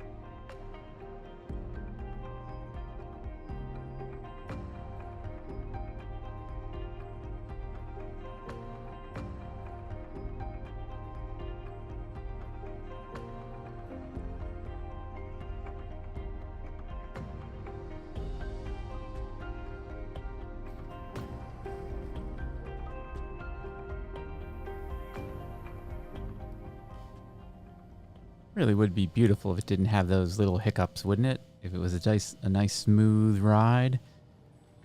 But oh, hey. I'm coming out. Stand clear of the door, he says. Thank you. So let's go sell these commodities. Get my money back.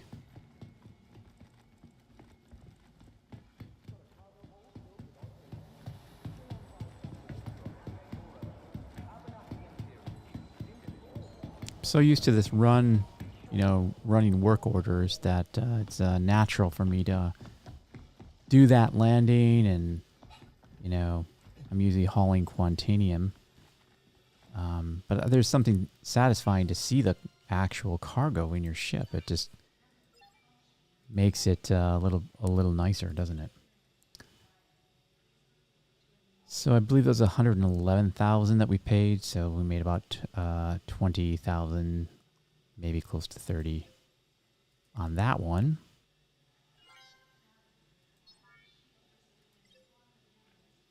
And I think that was 400 and something or other.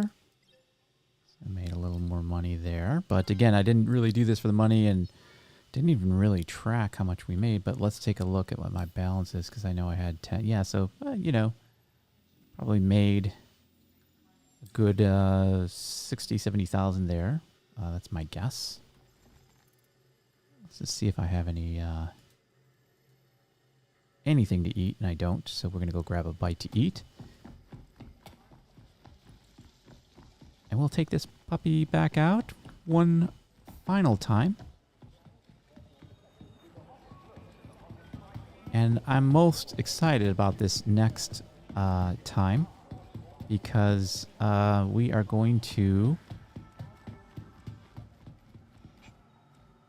pick some land vehicles and pop them in there. I lost a little health with that jump.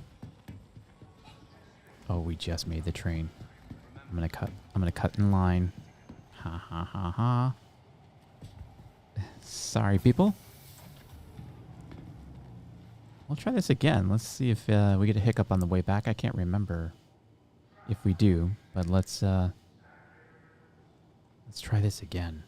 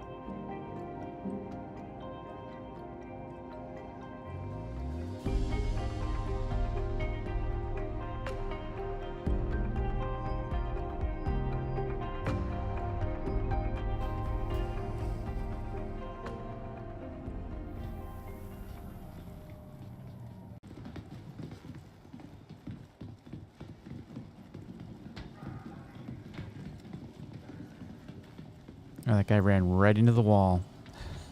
Oh, he didn't. I think he rubber banded there a little bit, didn't he? Oh, yes, he definitely did. I'm still going to beat him and his ghost.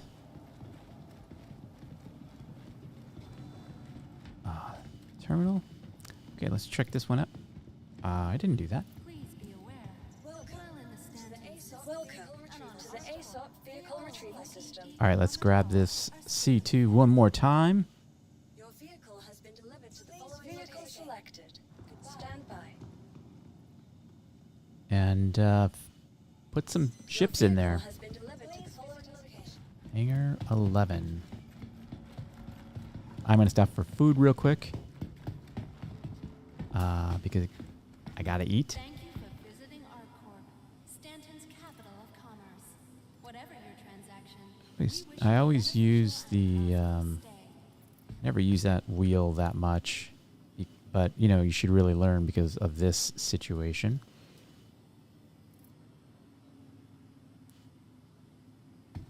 That throws off new players as well. Definitely want to eat that apple right away. Personal belongings are While it's fresh, you know? Monitor your so good, I'm going to have another one. I try to eat healthy in game. I laugh as I say that because there's really, you know, it's silly to say this, but I don't like, in real life, I'm not a big fan of hot dogs. And the reason for that is from when I was a little boy.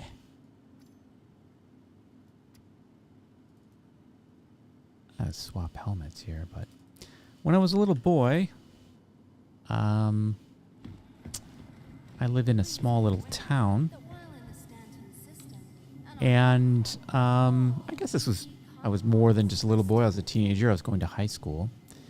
I went to a school that was in a different state. I kind of lived on the border of two states, and we traveled across the border, and it was early in the morning to get to school, and we drove by a meat packing plant at, so we're talking like 6 in the morning.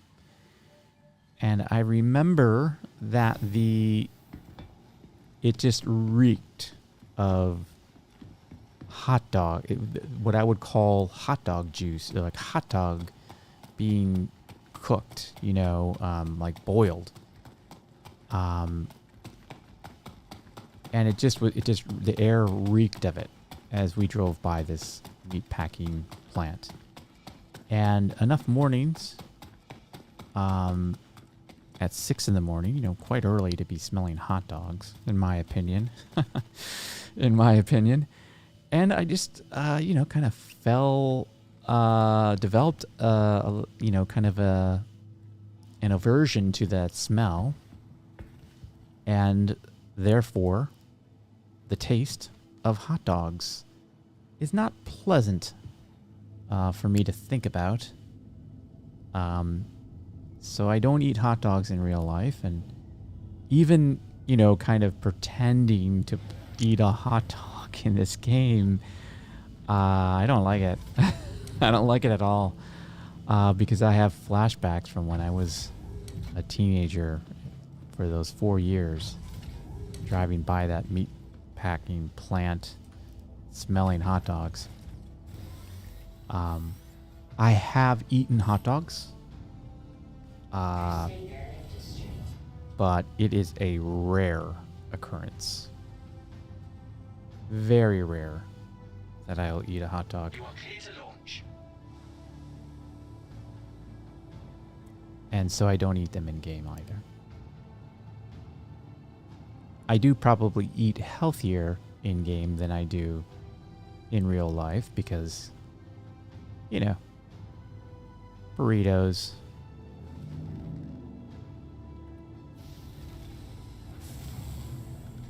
I'm just gonna leave it there. I'm not gonna explain what I meant when I just said burritos. I'm just gonna leave it right there. Find the VTOL helps here, keep our nose from dipping as we head on up, and that's just absolutely just a beautiful scenery here. C2 has VTOL engines, as you saw. I just retracted them. Those wings dip down. It may take a little off the width of this whole ship, so it's when you're flying and descending into a hangar, you might get a few inches off the left and right of this ship if you go into VTOL, but I don't think you do get very much. It's not necessarily worth it. So now we can pick a moon, any moon. We can fly there, and we'll put some things into the C2 and kind of play around a little bit with maybe go for a little joyride with with the tank or something. That's kind of what I'm thinking, because this is, I think, one of only a few ships that can hold the Nova tank. So while we have this ship out, we should take advantage of that fact. We're approaching kind of the 2-hour mark here, so we'll do those little fun things, and then kind of wrap it up after that. Again, I don't really, I'm not really going to demonstrate the fighting capabilities of this ship, because that's not something that I do enough to make it even worth watching. But once I get better at bounties, and maybe when we bring a few more friends into the stream to play with, that we'll definitely do some more bounties in stream, so I can not just die on stream. So what moon shall we go to? There is Walla, and that is a great moon. I was thinking I might head over to Magda.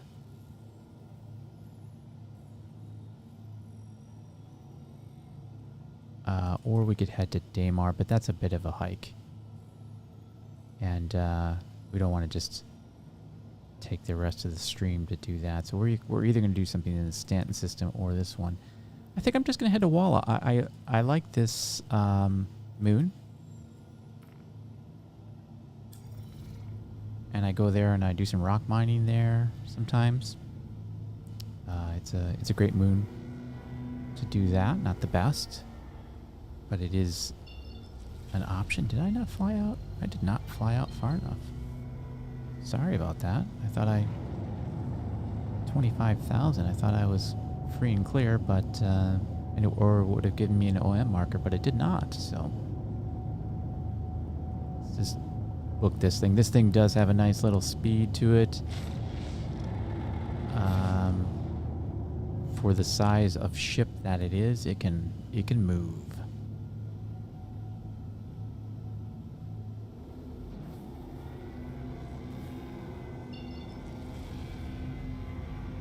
That's probably not going to be enough, is it? Ah.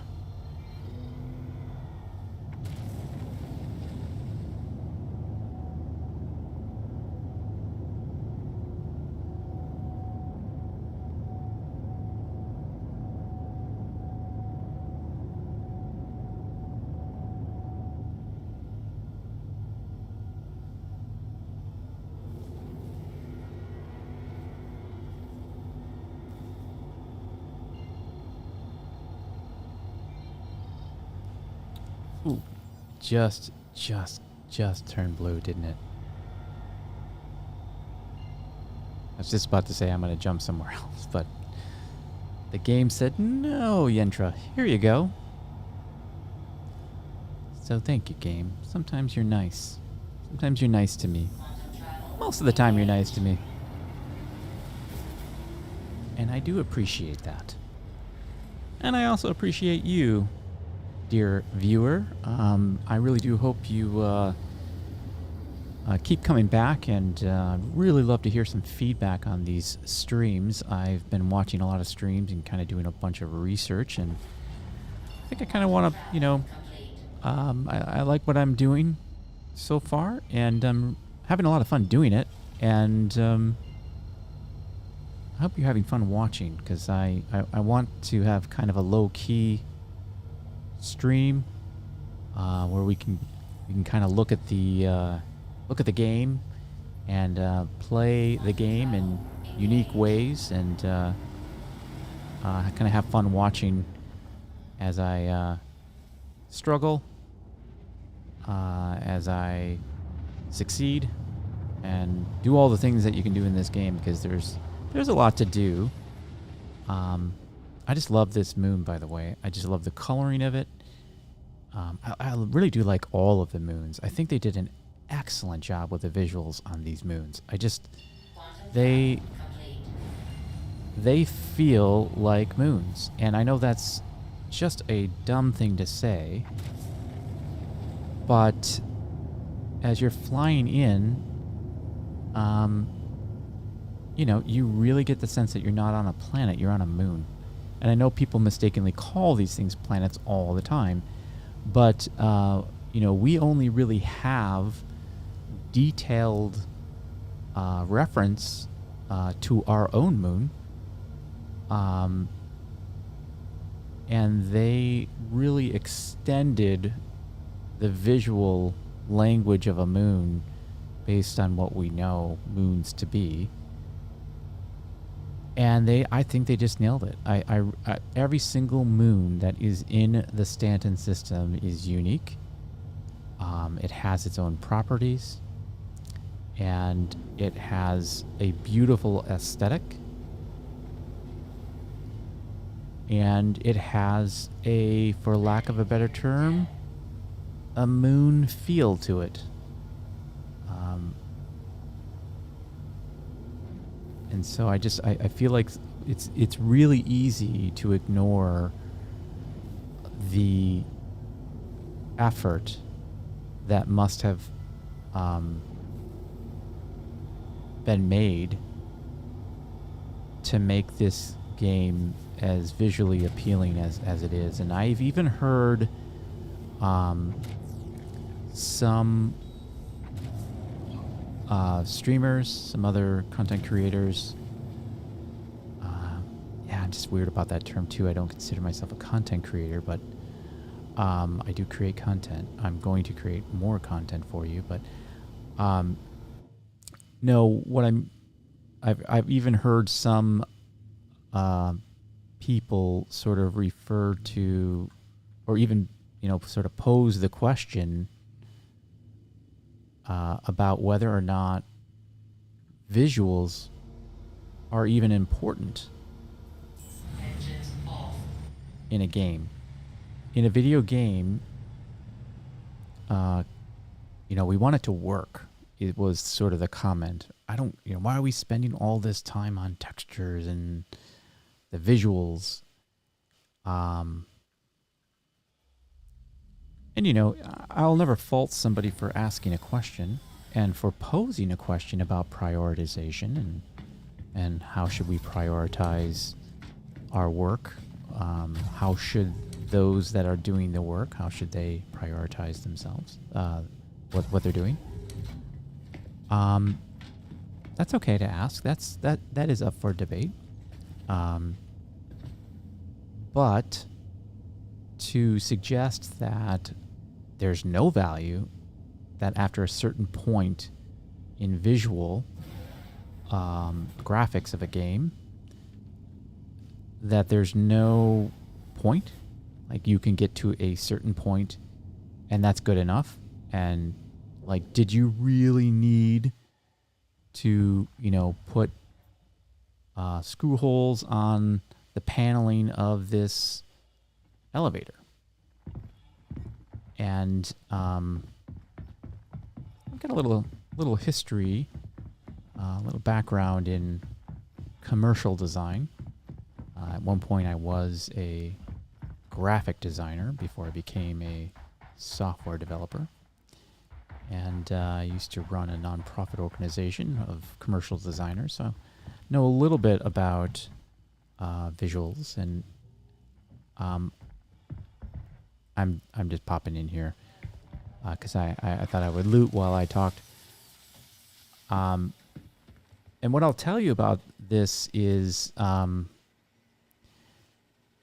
it's important to understand that visuals, the look of something, is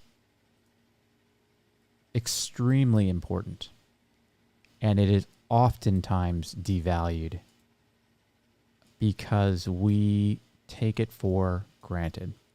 The visual representation of things, a red box. Sorry.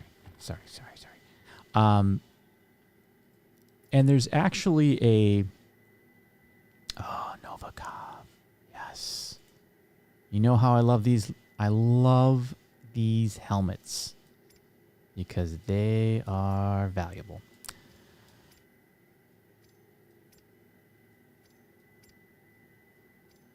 But the visuals of this game are important. They are extremely important.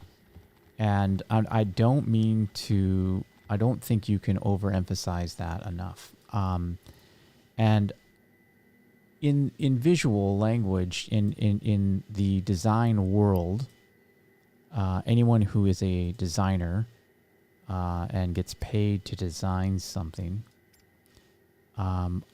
you know, I've met a lot of very talented people who do that for a profession.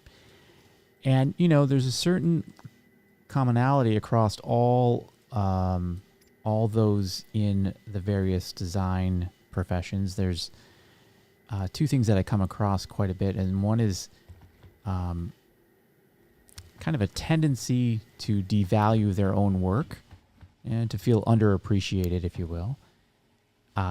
That's the first thing. And then the other thing is you do see a lot of underappreciation for design.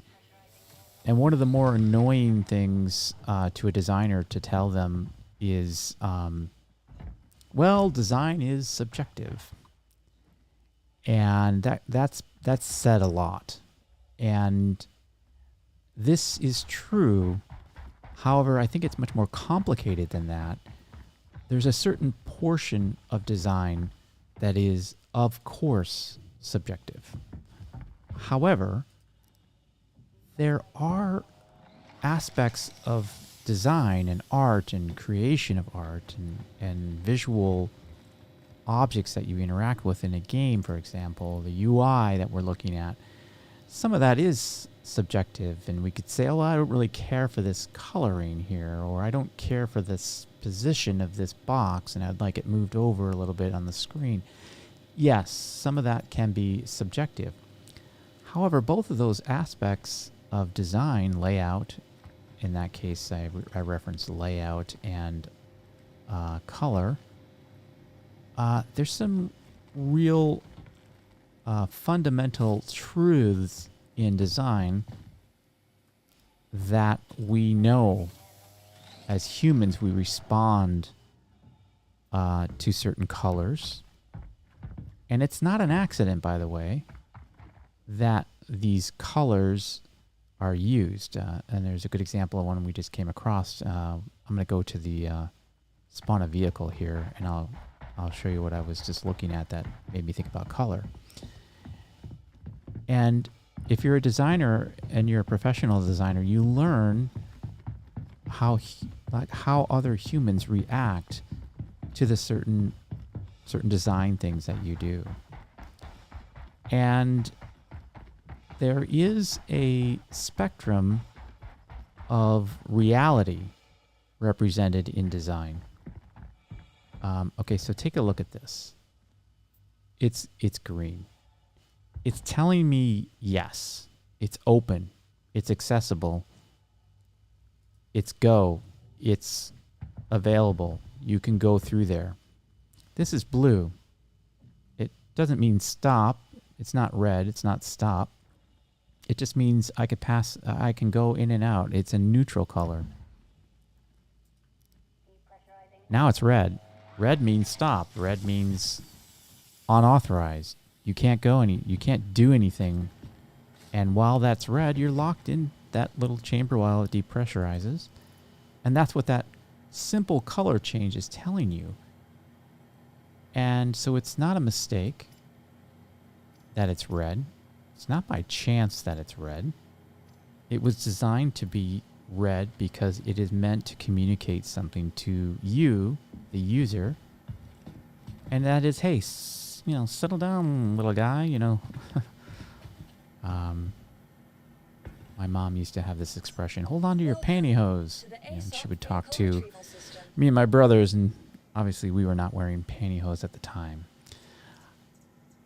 But red means stop. Just slow down or come to a stop, right? Or bad or danger.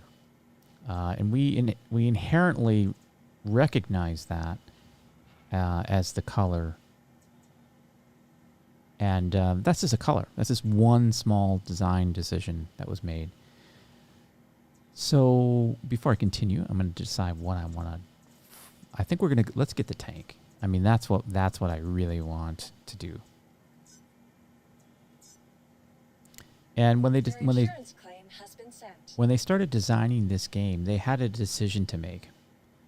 And the decision to make is, how realistic do we want to make this look? Because this is clearly not 100% realistic, right? Like, you can tell this is a graphic. It doesn't Visit us again. look like an Bye. actual terminal, but it does have a high fidelity. It does look similar in a lot of ways to a real terminal. I'm not talking about the fact that there's a panel there and there's a screen and it has a reflection on it and things of that nature. Those are all aspects that lead you into believing that this is a real thing. But it was designed with a certain level of fidelity that is consistent with everything else that you're seeing here. I would expect, as I approach this, if there's anything reflective, that the light behind me would appear and move around the surface of that particular part of this vending machine. And so it's there. Ooh, so is it a red box? Did I get this red box? I did not. So they had a decision to make when they first started designing this game. How realistic do we want it to be? And that's very difficult to come up with the appropriate balance. I guess I did. The appropriate balance, because there's this term that's used To the ASOP vehicle retrieval system. when representing reality, and it's called the uncanny valley. And what that term represents is you can design a cartoon that's, not realistic, and we respond, okay, it's cute. Vehicle selected. Think of like the Simpsons animation style, for example. Your vehicle has It's been crude. delivered to the following location. South Park, it's crude. We don't, we're not tricked into thinking that's real. But then as you add more fidelity, think of cartoons like Archer or any of the like anime. They start to approach a certain level of realism where we get creeped out because it's not quite high fidelity enough. And so think of like those creepy dolls, or those, those AI dolls that like talk to you and are animatronic. Think of those and how creepy their face looks because they lack expression. That's the uncanny valley. There's just enough fidelity for it to be something that we would anticipate to be real, but it's not enough to fool us. And so therefore we get creeped out by it. It's like, it's not a human, it's a what? I don't know. And they've reached a really excellent balance of fidelity here. This looks like a tank, it feels like a tank, it sounds like a tank. I release the throttle and it slows down like a tank. The physics, all of those things are married together. And each of the people responsible for those decisions and getting this to feel real played a part in that. Somebody's animating this to rock back and forth. Someone's deciding the physics and determining how fast it can accelerate and decelerate. But the visuals of this game... Ooh, I'm really risking it here. This is great because I can go either in the front or the back, so I'm going to try to go this way, but it's extremely important for a game like this. Boy, I guess I don't even know if I can fit this. I'm sure I can do a straight turn here. Oh, but there is that. These little light poles are, they will stop a ship dead in its tracks. So I think you can see some and you see a high level of detail in the design of this game. And why that's important is because this is going to get a little philosophical, but it is very much true, and there's been a number of user studies and that have been done that when we see something that doesn't fit, it makes us nervous, and it's unsettling, in fact, to us. So much so that we won't, and this really is a subconscious thing, so much so that we will reject it. And we won't even really know why. And a good designer, be it a game designer, visual UI, 3D, doesn't matter. They understand that, how to achieve the look of something, and they understand the mechanics of the visual language enough that they can avoid situations where someone would feel uncomfortable. I've never really opened up the bay directly, so I'm a little... I should just look for the circle. There it is.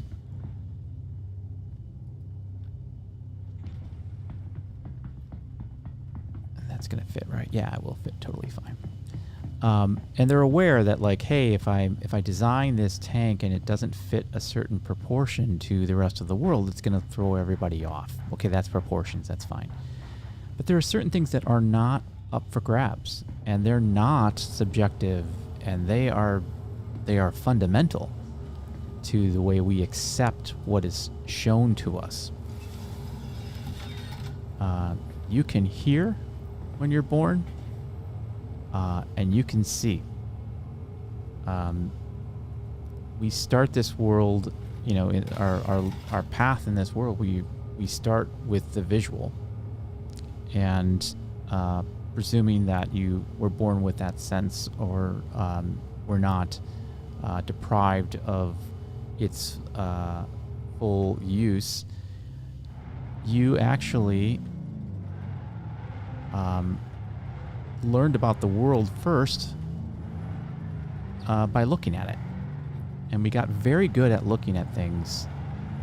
And that's really our first sense of the world around us. So if you want to build a game that is immersive, if you want to build a game that feels correct, you have to understand all that.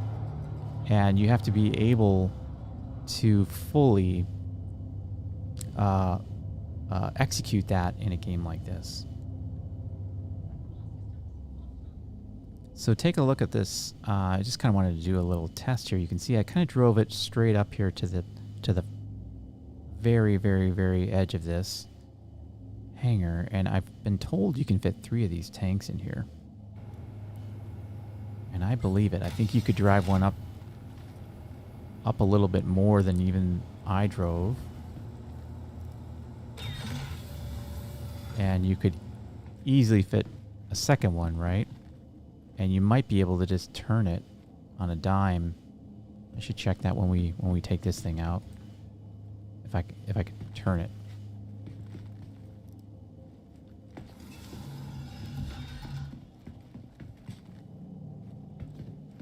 This is the back of the ship, so I came in through the back, and that front, I think you could drive up on that ramp a little bit. I've never done it.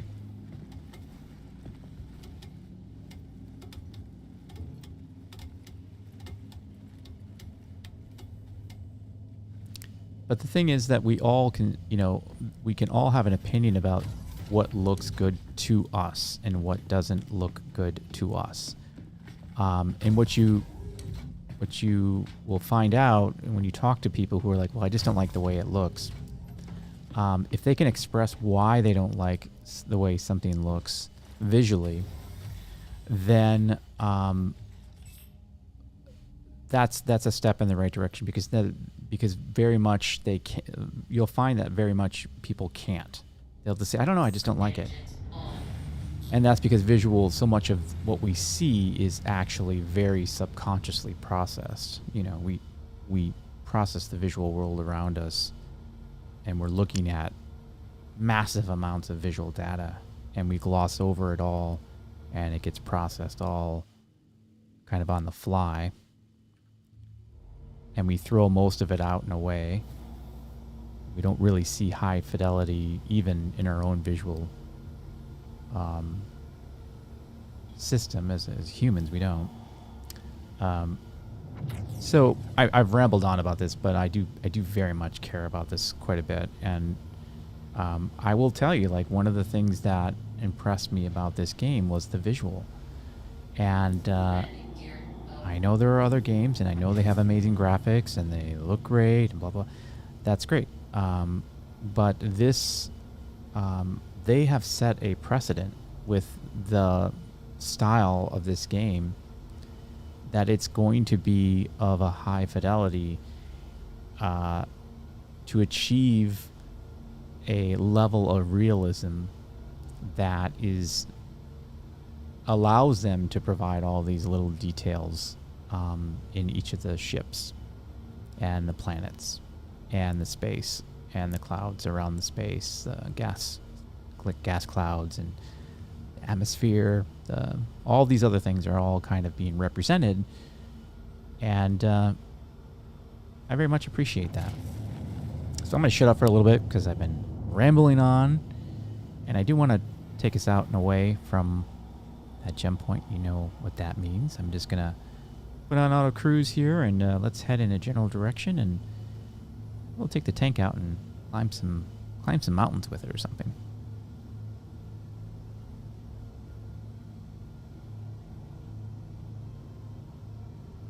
Here's some music to listen to while I head to safety.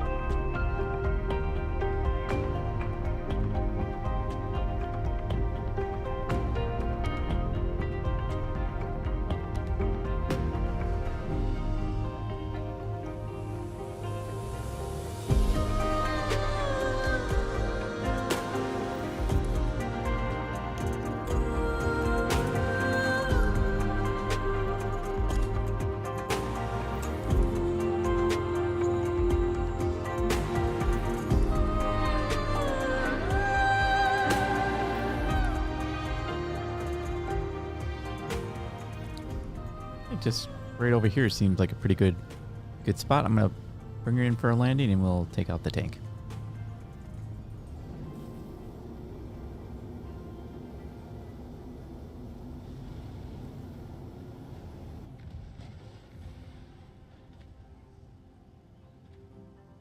But not before I do a screenshot.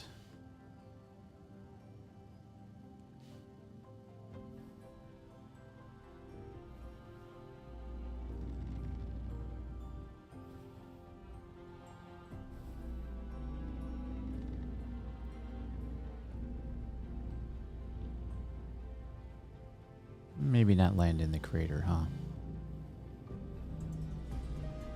There's that VTOL that I mentioned earlier. Take a look. It just sort of folds those wings. I'm not sure. I guess it just gives you those little teeny thrusters there. They're not so small, I guess, now that I look at them, but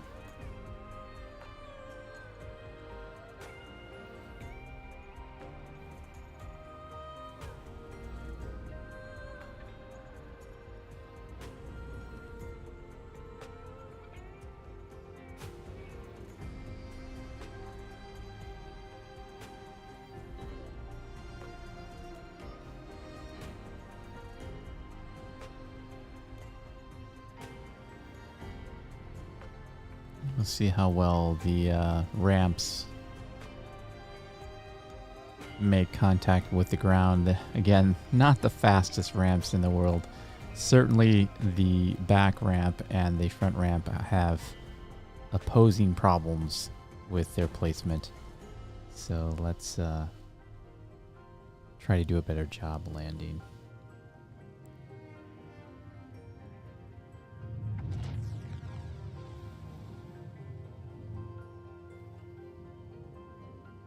Yeah. And again, I can kind of crash that puppy down a little bit more because we've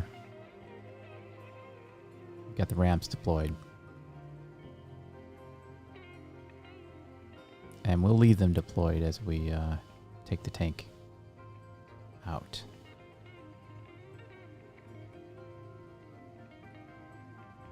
Engines off.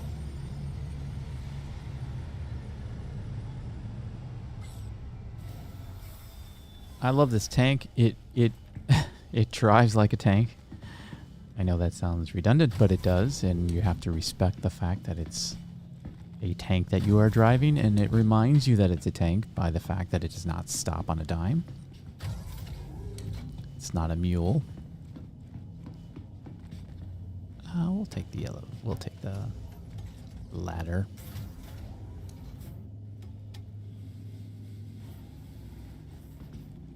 Really like sliding down that ladder. And this is, yeah, again, this is sort of the great thing about the C2 and its variants. Doesn't matter which way your tank is pointed. You can just drive straight out.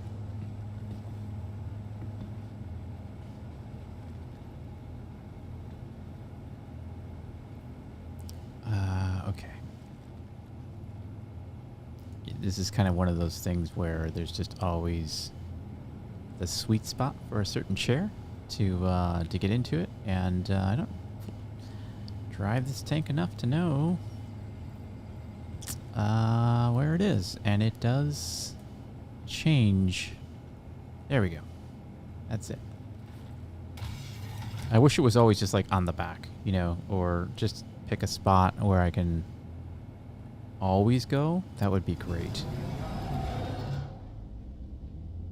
Okay.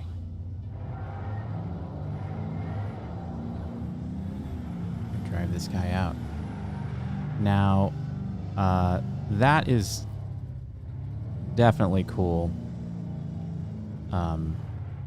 Yeah, you can see that I'm literally coasting a little bit. Now, is there a way?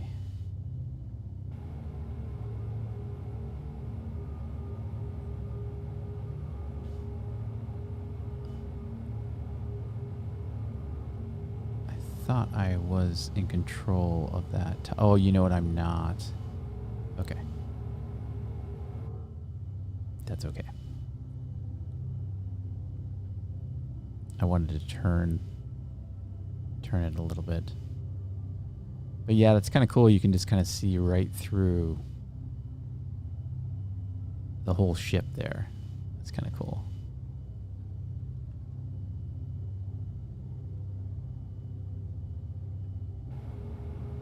Now, where I want to go with this is, yeah, I want to pick a mountain.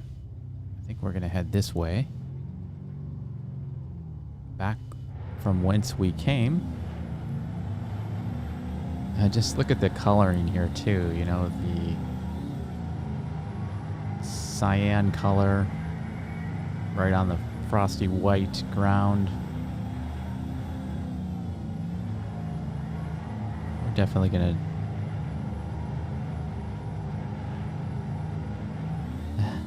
take this thing up. Now, I think I can. Yeah, this is great. You're not going to get too much air in a tank, which is also nice. But you will, you know, you'll get some air, and it does. Yeah. So you're not susceptible to the tip over kind of thing that you see in a lot of other ground vehicles.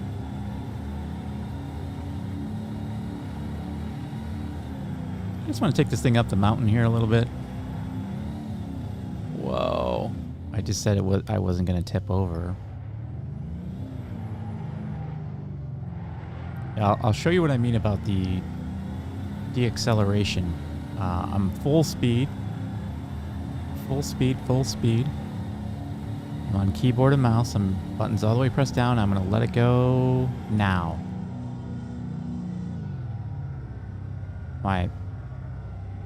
I'm completely off keyboard. So you can see how you have to get this to work. You really, to actually get it to stop, you have to counter with like a back, and that will break you.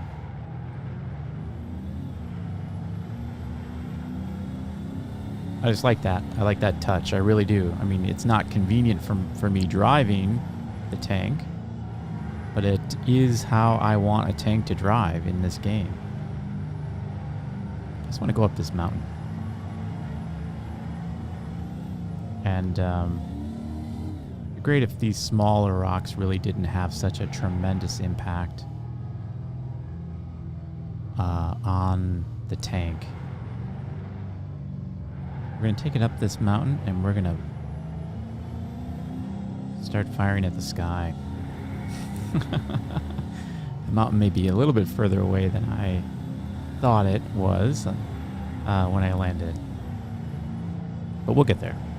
We will get there.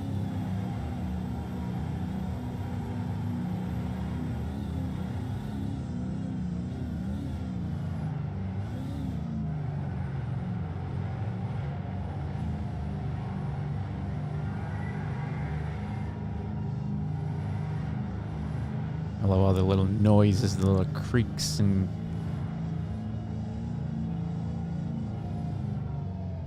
squeaks that it makes. I think you can just feel that there's some metal getting stressed as you whip the thing around and it catches some G-force or something, It's like just whining a little bit. It's kind of cool. There's the mountain that we want to climb.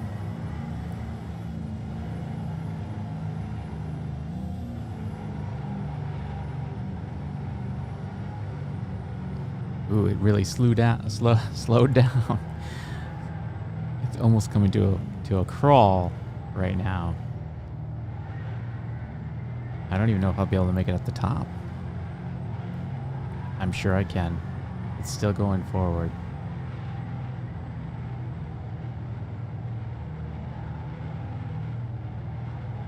I think I'm going to have to hit this ledge here because it is... There we go.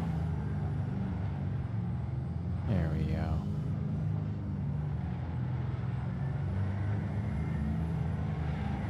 Yeah, we might not be able to make it all the way to the top. We'll see. I think I may just put us here. 'Cause I'm getting my trigger finger is getting itchy. We can see the ship over there.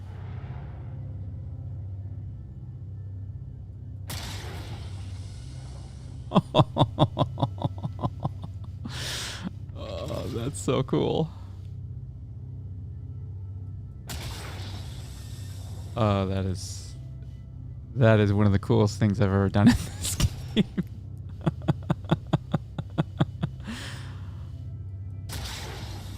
Oh, man. What else do I have? Oh, okay. Oh, are you kidding me? Are you kidding me? Look at that. I hope I don't hit my ship. I hope the doesn't come detecting my ship and come right back down and kill me. And blow my ship up, or else I'll be in trouble. I'm trying to get the yeah, so I'm gonna get the top of this up a little bit. Okay, we gotta fire off one more of those for sure. Oh, look at that! It pushed the tank back. It's still pushing the tank back. There's got to be a break on these tanks, right? Something that prevents that from happening. But I'm going to fire many, many more of these till I run out.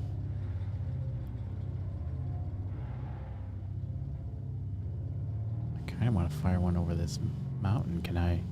What will happen?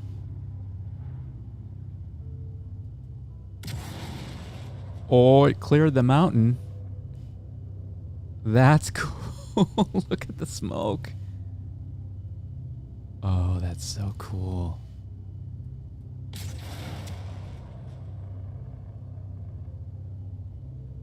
Okay, those are the... Yeah. Okay, well, the missiles are my favorite. Missiles are my favorite for sure. And I'm gonna definitely fire all 20 of those puppies. Oh, this is just one of the coolest things. Now, I'm going to start getting some screenshots if you don't mind, because this is beautiful and amazing. Okay, I'm going to fire one off over here. Oh, I think I caught it, but what I really need to do is, oh yeah, you just need to be prepared for where it's going to go. And then we'll catch a screenshot with the tank. Okay, here we go.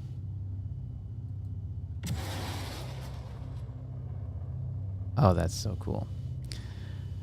That is so cool. You know,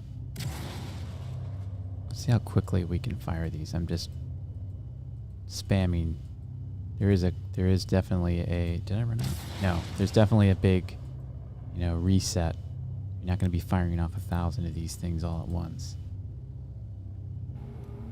15. And I mean, ooh, that's, you know what? That is heading towards my ship. Let's just not tempt fate. Oh, man.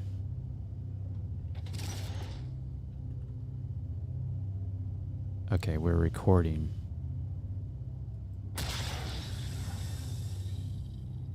Because that's awesome.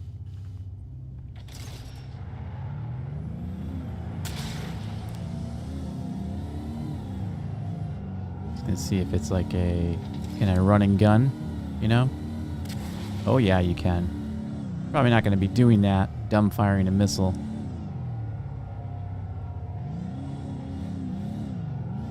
But there it is. This is like when you're hauling. Okay, yeah, I'm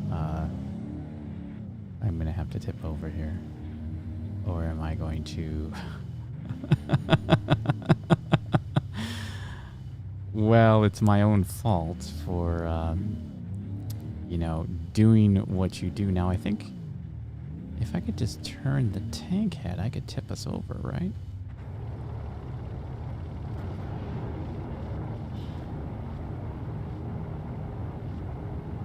Okay. Now, I know this could kill me, but what would happen if I fired a missile right now? Okay. Okay. Yeah, that's not what I was expecting to happen, but that's what happened. Okay, so what I'm going to try is I'm going to try to get into the gunner seat here. And I know I've experienced this before. This is the gravity issue that you'll get that makes this maneuver really risky. Let's see if I can get into this chair. I think...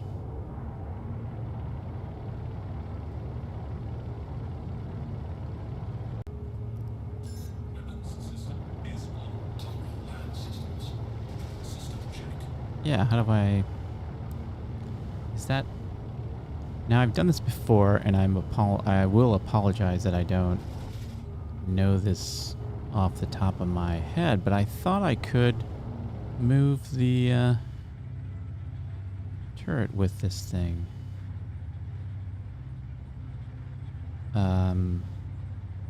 But there is another seat, and maybe that's it.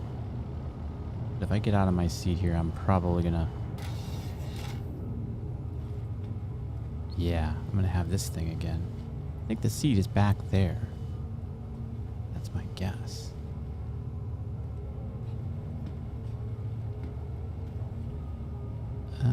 Jumping is not going to be an option. Okay, all right.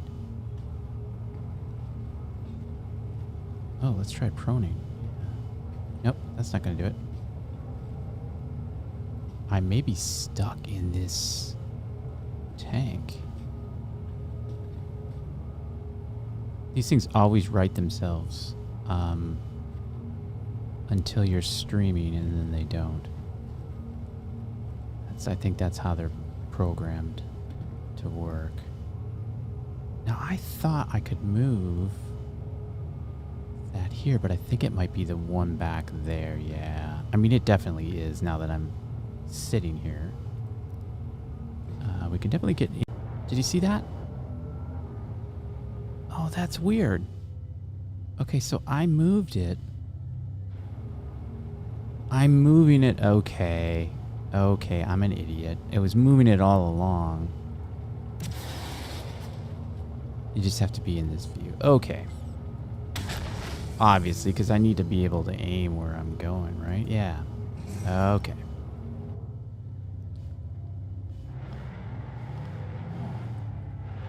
This thing is a lot of fun, and they're not cheap. They're 490,000. What is no? I guess they're for a land vehicle.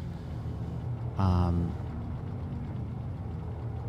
have to look up the pricing. I'll put the pricing of these things in game.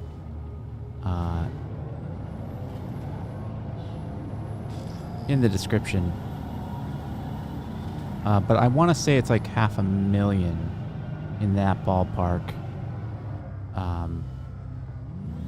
For this tank. It's not nothing. But it's, you know, as vehicles go, of course this is a land vehicle and you can't really do box missions with this thing, or I mean, do you guys want, I could do a box mission with this thing at some point. I won't do it today because we're running long, but someday I will do a box mission with the tank. But, you know, so its use in game is really just to shoot other ground vehicles or other tanks. And you can obviously, it's meant to be a defender on the ground for incoming ships, and but you can see that I have a kind of a limited range of movement with the tank. I don't know what that's called, the top part of the tank. I want to say turret, but it seems wrong. But it is kind of a turret, but it's... I'm sure there's a term for it, and...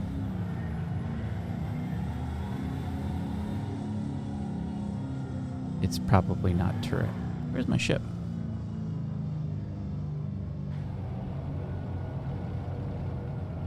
Oh, I'm all the way over here. Okay. Yeah, I mean, obviously driving it in this view is doable. But it is your field of view here is obviously very low. And that's the way a real tank would drive. You know, you'd have to kind of, your view would be very much obstructed, and you'd rely on others to navigate you, tell you where you need to be, and you just head in that general direction. I'm 1,000 kilometers away, or meters away.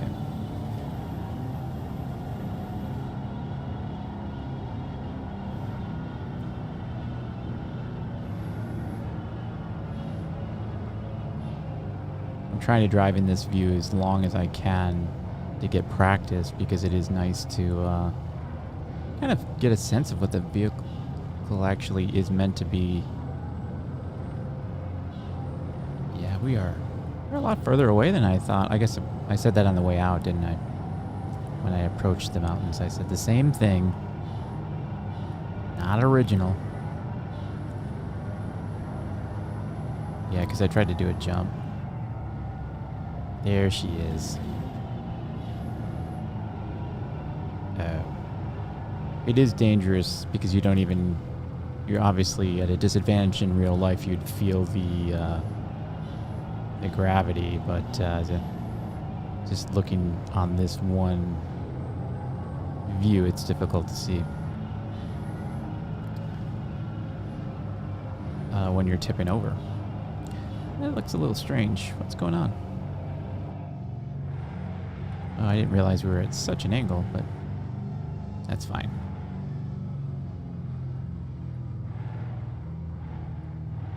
Now, you gotta be really careful here because you are driving a tank. And if you let go of the throttle on this thing as you're on the ramp, it will just fall right back off. So it's kind of a trick. This is definitely where an analog controller would be very, very handy. Yeah, but we made it.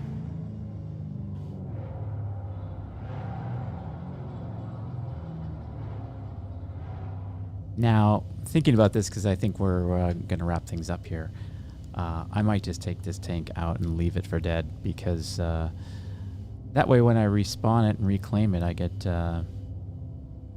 all my missiles and guns back. So, yeah, I might just do that. But, oh, you know what I was going to do? Yeah, I want to try... I don't think this is going to turn in here, is it? Ooh. Oh, yeah. I might be able to turn this thing around. It is kind of sticking. It gets stuck. As you turn it, it hits that top part. So I don't know if I would say it's... You could turn it around.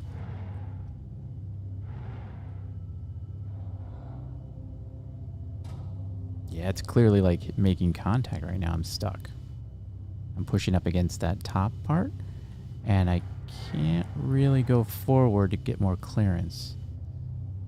So I don't know if you could. Now you could try... Would you be able to put them like side by side in this back part? Let's try that. And since this isn't very nimble, it is not something I would say you'd really want to spend a lot of time doing if you're using some tanks in battle. But this does work.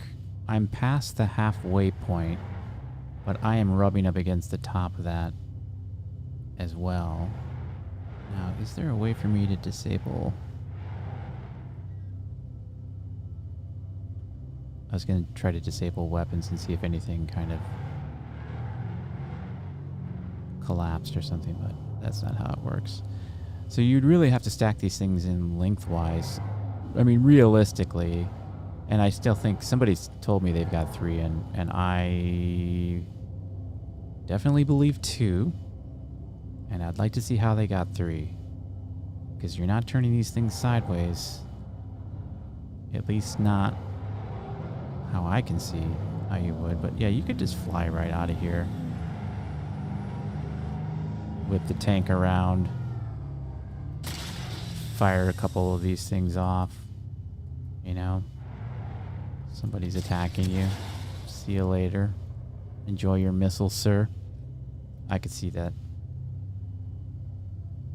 All right. Well, I'm going to leave this, as I said, I'm going to kind of leave this tank here. And I'll claim it the next time I want to use it. Just turn it all off. We're going to go ahead and call this a day. This was a little bit of a longer stream. And, you know, I'm kind of going to slowly but surely do a Monday, Wednesday, Friday schedule. And if you're interested in seeing more of my streams, keep an eye out around this time. And on Monday, Wednesday, and Friday, and I'll have a full schedule posted in my Discord server, the Know Nothings. That's the name of that server, in case you forgot. And the link for that will be in the description of this video. It's kind of a messy looking outro here, but there's the C2, which I will be flying back after I end this, say my goodbyes to you. I really do appreciate you checking out the stream. And if you know anyone who might be interested, please spread the word for me. And, of course, like and subscribe and drop a comment in the below and let me know, what you thought of this, and any feedback would be highly appreciated. And stop on by the Discord server and say hello. I'd like to talk to you. And if you're interested in joining the stream and being on stream with me, yeah, let's talk. I'd like to start having some more people pop on and have some shared experiences to make the stream a little bit more interesting for everyone. So I'm going to go ahead and call it. My name is Yentra, and I will see you in the next one.